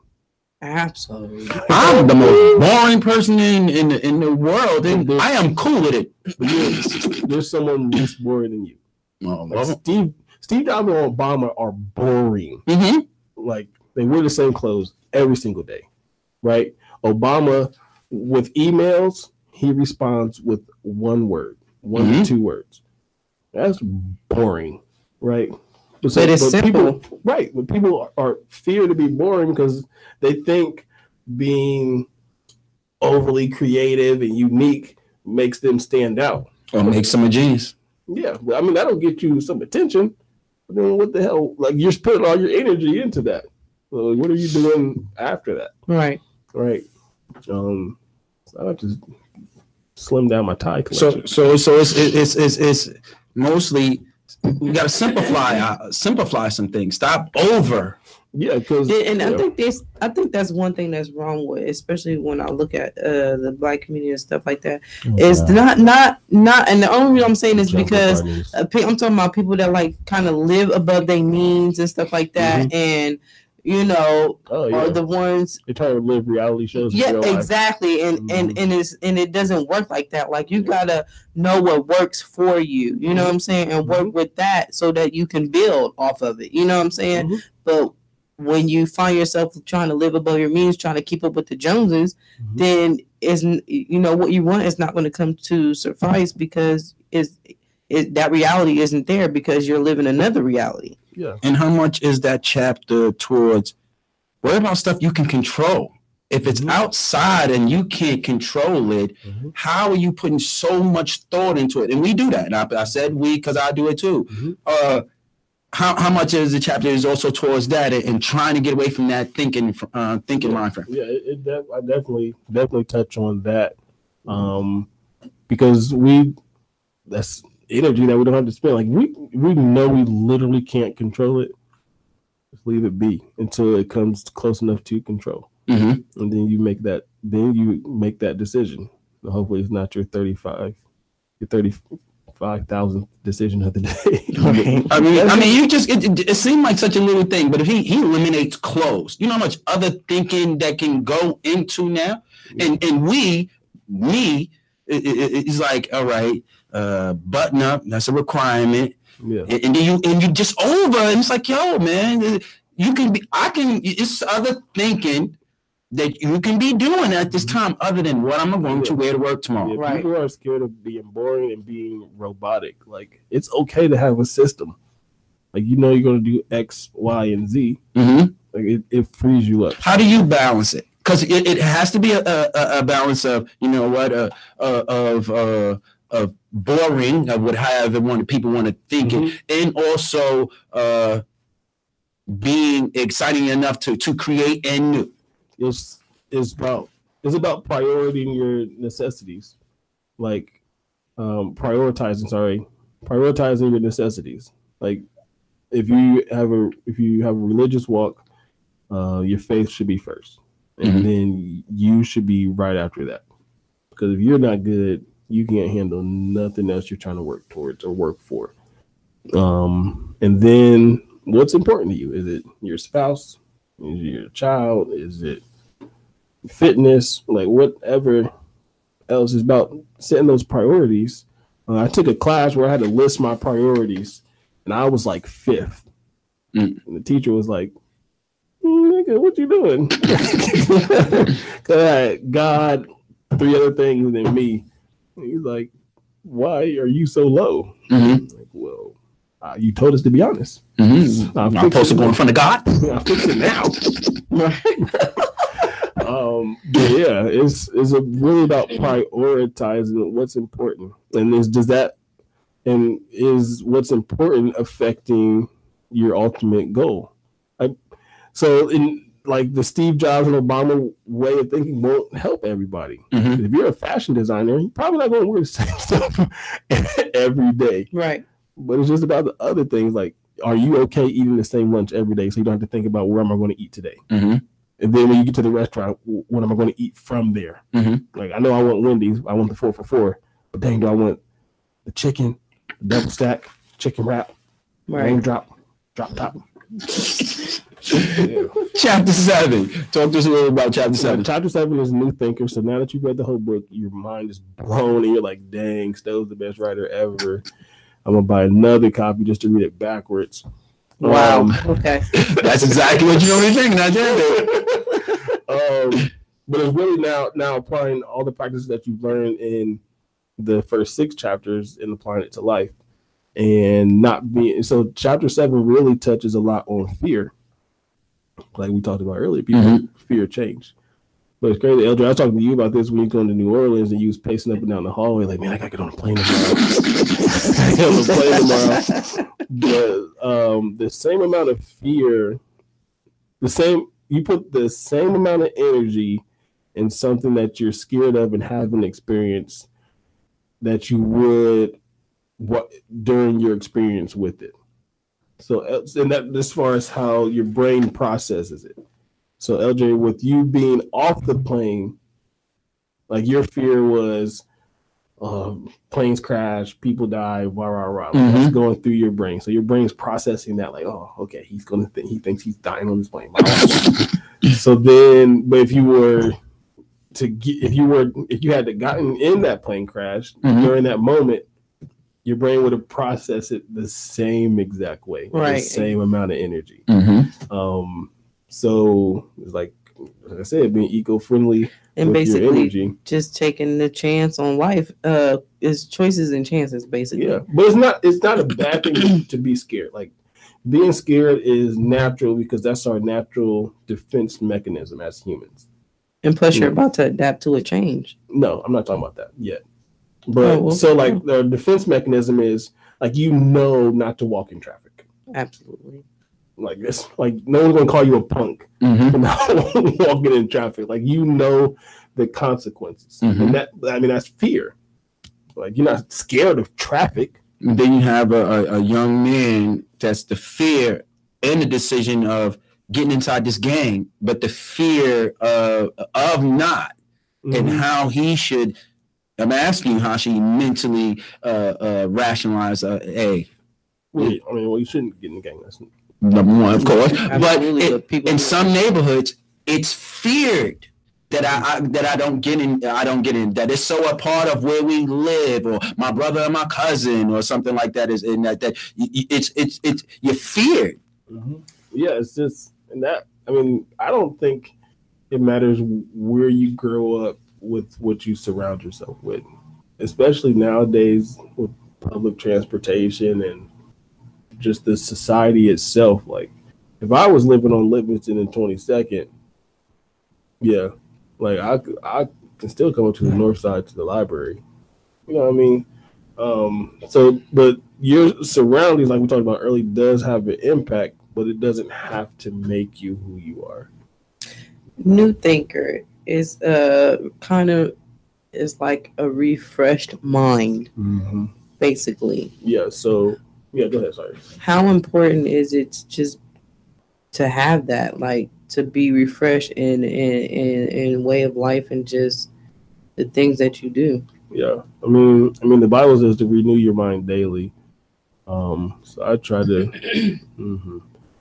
do that. As at least every other day when I remember it.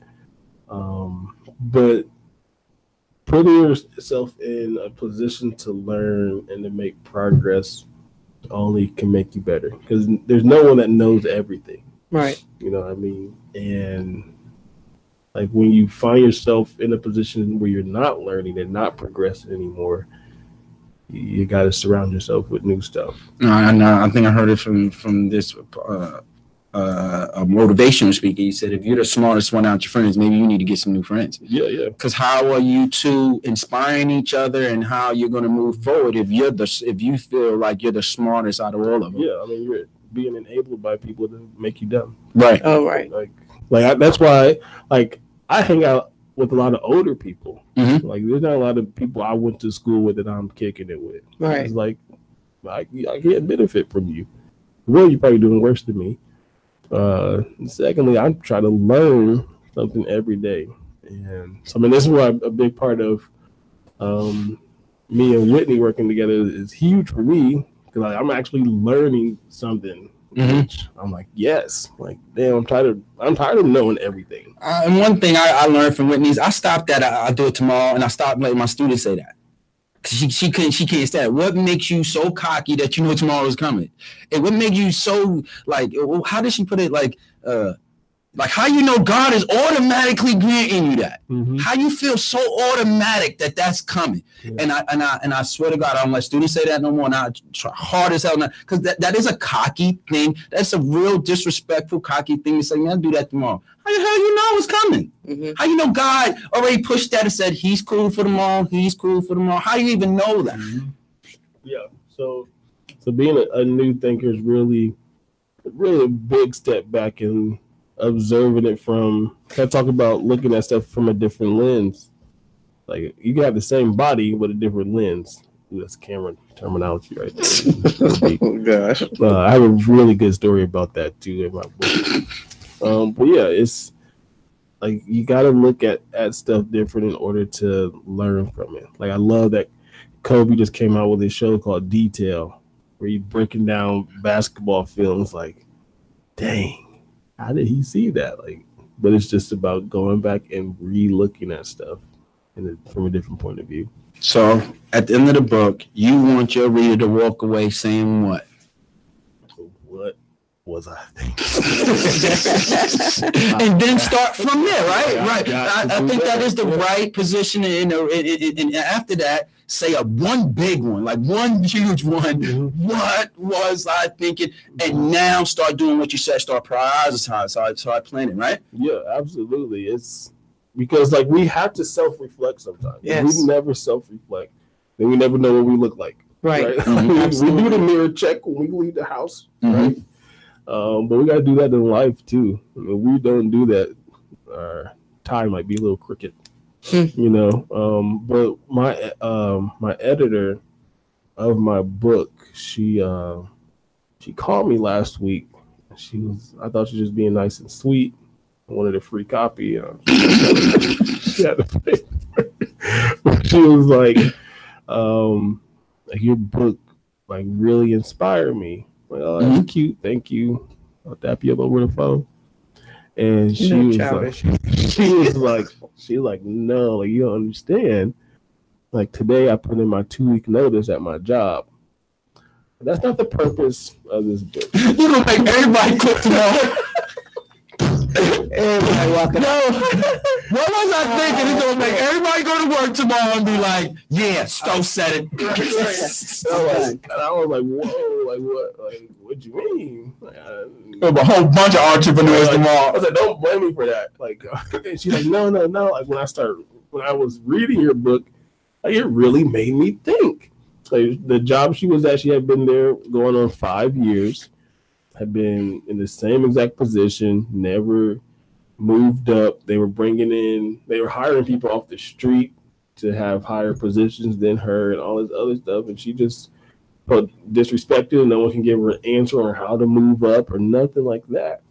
And she was like, I just put my stuff. So the title is so genius that before you like, all right, what was I thinking? I didn't even got to get into the book yet. First, let me just think for a second. Yeah, the title, what you came up with, and the little dude, like everything about it was so genius. Yeah. And out of everything, it seems so simple. Yeah. Yes. So when you get your copy, it's only 70 pages. Because the tagline is it's a guide to becoming a new thinker. If you get a guide to something, like it's not long, right? You know what I mean? But she said I just put my stuff back out there, and today I accepted a job offer that's going to pay me $40,000 more a year. Awesome. I was like, I've been looking for a job for 4 months, and you found something in 4 days.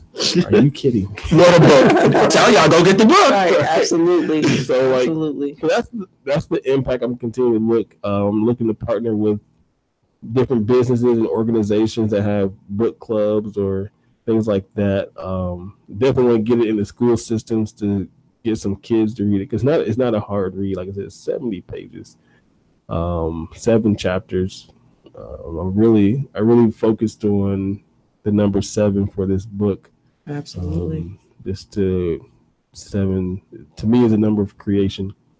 And I just want to create some new thinkers in this world. So we stop bombing places. I appreciate it, man. Yeah. Just before you go. Okay, sure. One more time before we do go, tell everybody where they can go to find you and find this book. Purchase the book. Yeah, so a couple places. My name is Alan Stowe II on Facebook. So that's ALLEN, spelled the normal way. That ALAN is for the lames. Last name is Stowe, STOWE. Then 2 capital I's. You'll see me cheesing in my picture. So the link is on my Facebook page or on Instagram. The link's in the bio. Stowe _show, STOWE _show. Or if you go to gumroad.com and just search What Were You Thinking? So let's do that, everybody. You go out, let's support that, and challenge after the read. Really challenge yourself about where you want to go. And we're not against, so it's not trying to promote you to go in and give your 2 weeks notice to all bosses. Don't you do that. But what he does want you to do is read it, be a better thinker, and know your worth. Yeah, because even in chapter 4 in career minds, like there's ways that you can operate on your job. Like change your thinking on your job to satisfy yourself. Mm-hmm. Like, because if you're at your job to be a job, well, then maybe you need to find a new job. Absolutely. Like find something that doesn't feel like work. Absolutely. And I try to say that all the time, man. You get a job that doesn't feel like it, you never feel like you work. And thanks, man. Yeah. Not just for coming in for today. Thanks for everything. Everybody, again. What was you thinking? Please, you can go to Amazon, check it out. Go to Stowe's Facebook page. Support him. This is a good person right here. K Streets. Absolutely. So it's always going to be much love. I know. I'm going to hate you from a distance, but doubt it. And love you at the same time. but absolutely. Thank you for just being who you are and being an inspiration. And I'm pretty sure I'll be calling you a whole bunch of times saying, "Stowe, how do you do?" And don't do that. I'm definitely gonna do it. I'm gonna get this nerves, man. Like, yo, where do I find this week's lesson? I'm just saying for my own business purposes. That's fine. I got an invoice for that. But nah. Well, that's fine because you're right. I got you. But it's just bittersweet. But I say bitter because nobody wants to see you go, but sweet because you deserve everything that's coming your way. You've done more than serve people or be a friend to the community, be a big brother, whatever the case may be. You've been more than that, and just selfish as it sound, you're thinking your heart is too big for higher media school, man. Yeah, the world needs stuff. Seriously, it's selfish of us that want to hold what you think in your heart just for us. I don't know the number of students or number of staff in that building. That's selfish. You're too big for that. And I thank you for that. We always end off with something crazy, but I think only the right way we should end off tonight is, anything you want to say, man, it's yours. Buy my damn book. That's crazy. What y'all thought? What else y'all thought from stuff? But seriously, thank y'all, man. I appreciate the platform to even talk about this. My first public speaking about the book. Yes. Thank you. So, ring that bell. Yeah, and I just hope more follows with this, and that's what I'm going to be pushing for. And I already started writing my second book. So, is this 8 New Beginnings? 8 is the book of beginning. No, K Streets. Shut up. So my next book is going to be religious, though. So. Great, wonderful. Looking forward to it. Again, one more time before we go, tell everybody where they can get the book, how they can buy the book, and everything. Follow me on Instagram, stowe.show, STOWE _SHOW. Link is in my bio. Go to gumroad.com. What were you thinking? That's it, man. It'll be on Amazon soon. I'm gonna start slinging these out my trunk first. Master P style. Yeah. Thanks again, everybody. Ludicrous style. Okay. We can do ludicrous. Next Tuesday is the grown folks table. Okay. I stepped right on in it, didn't even notice how deep I was. I went from the ground to the top of a cloud.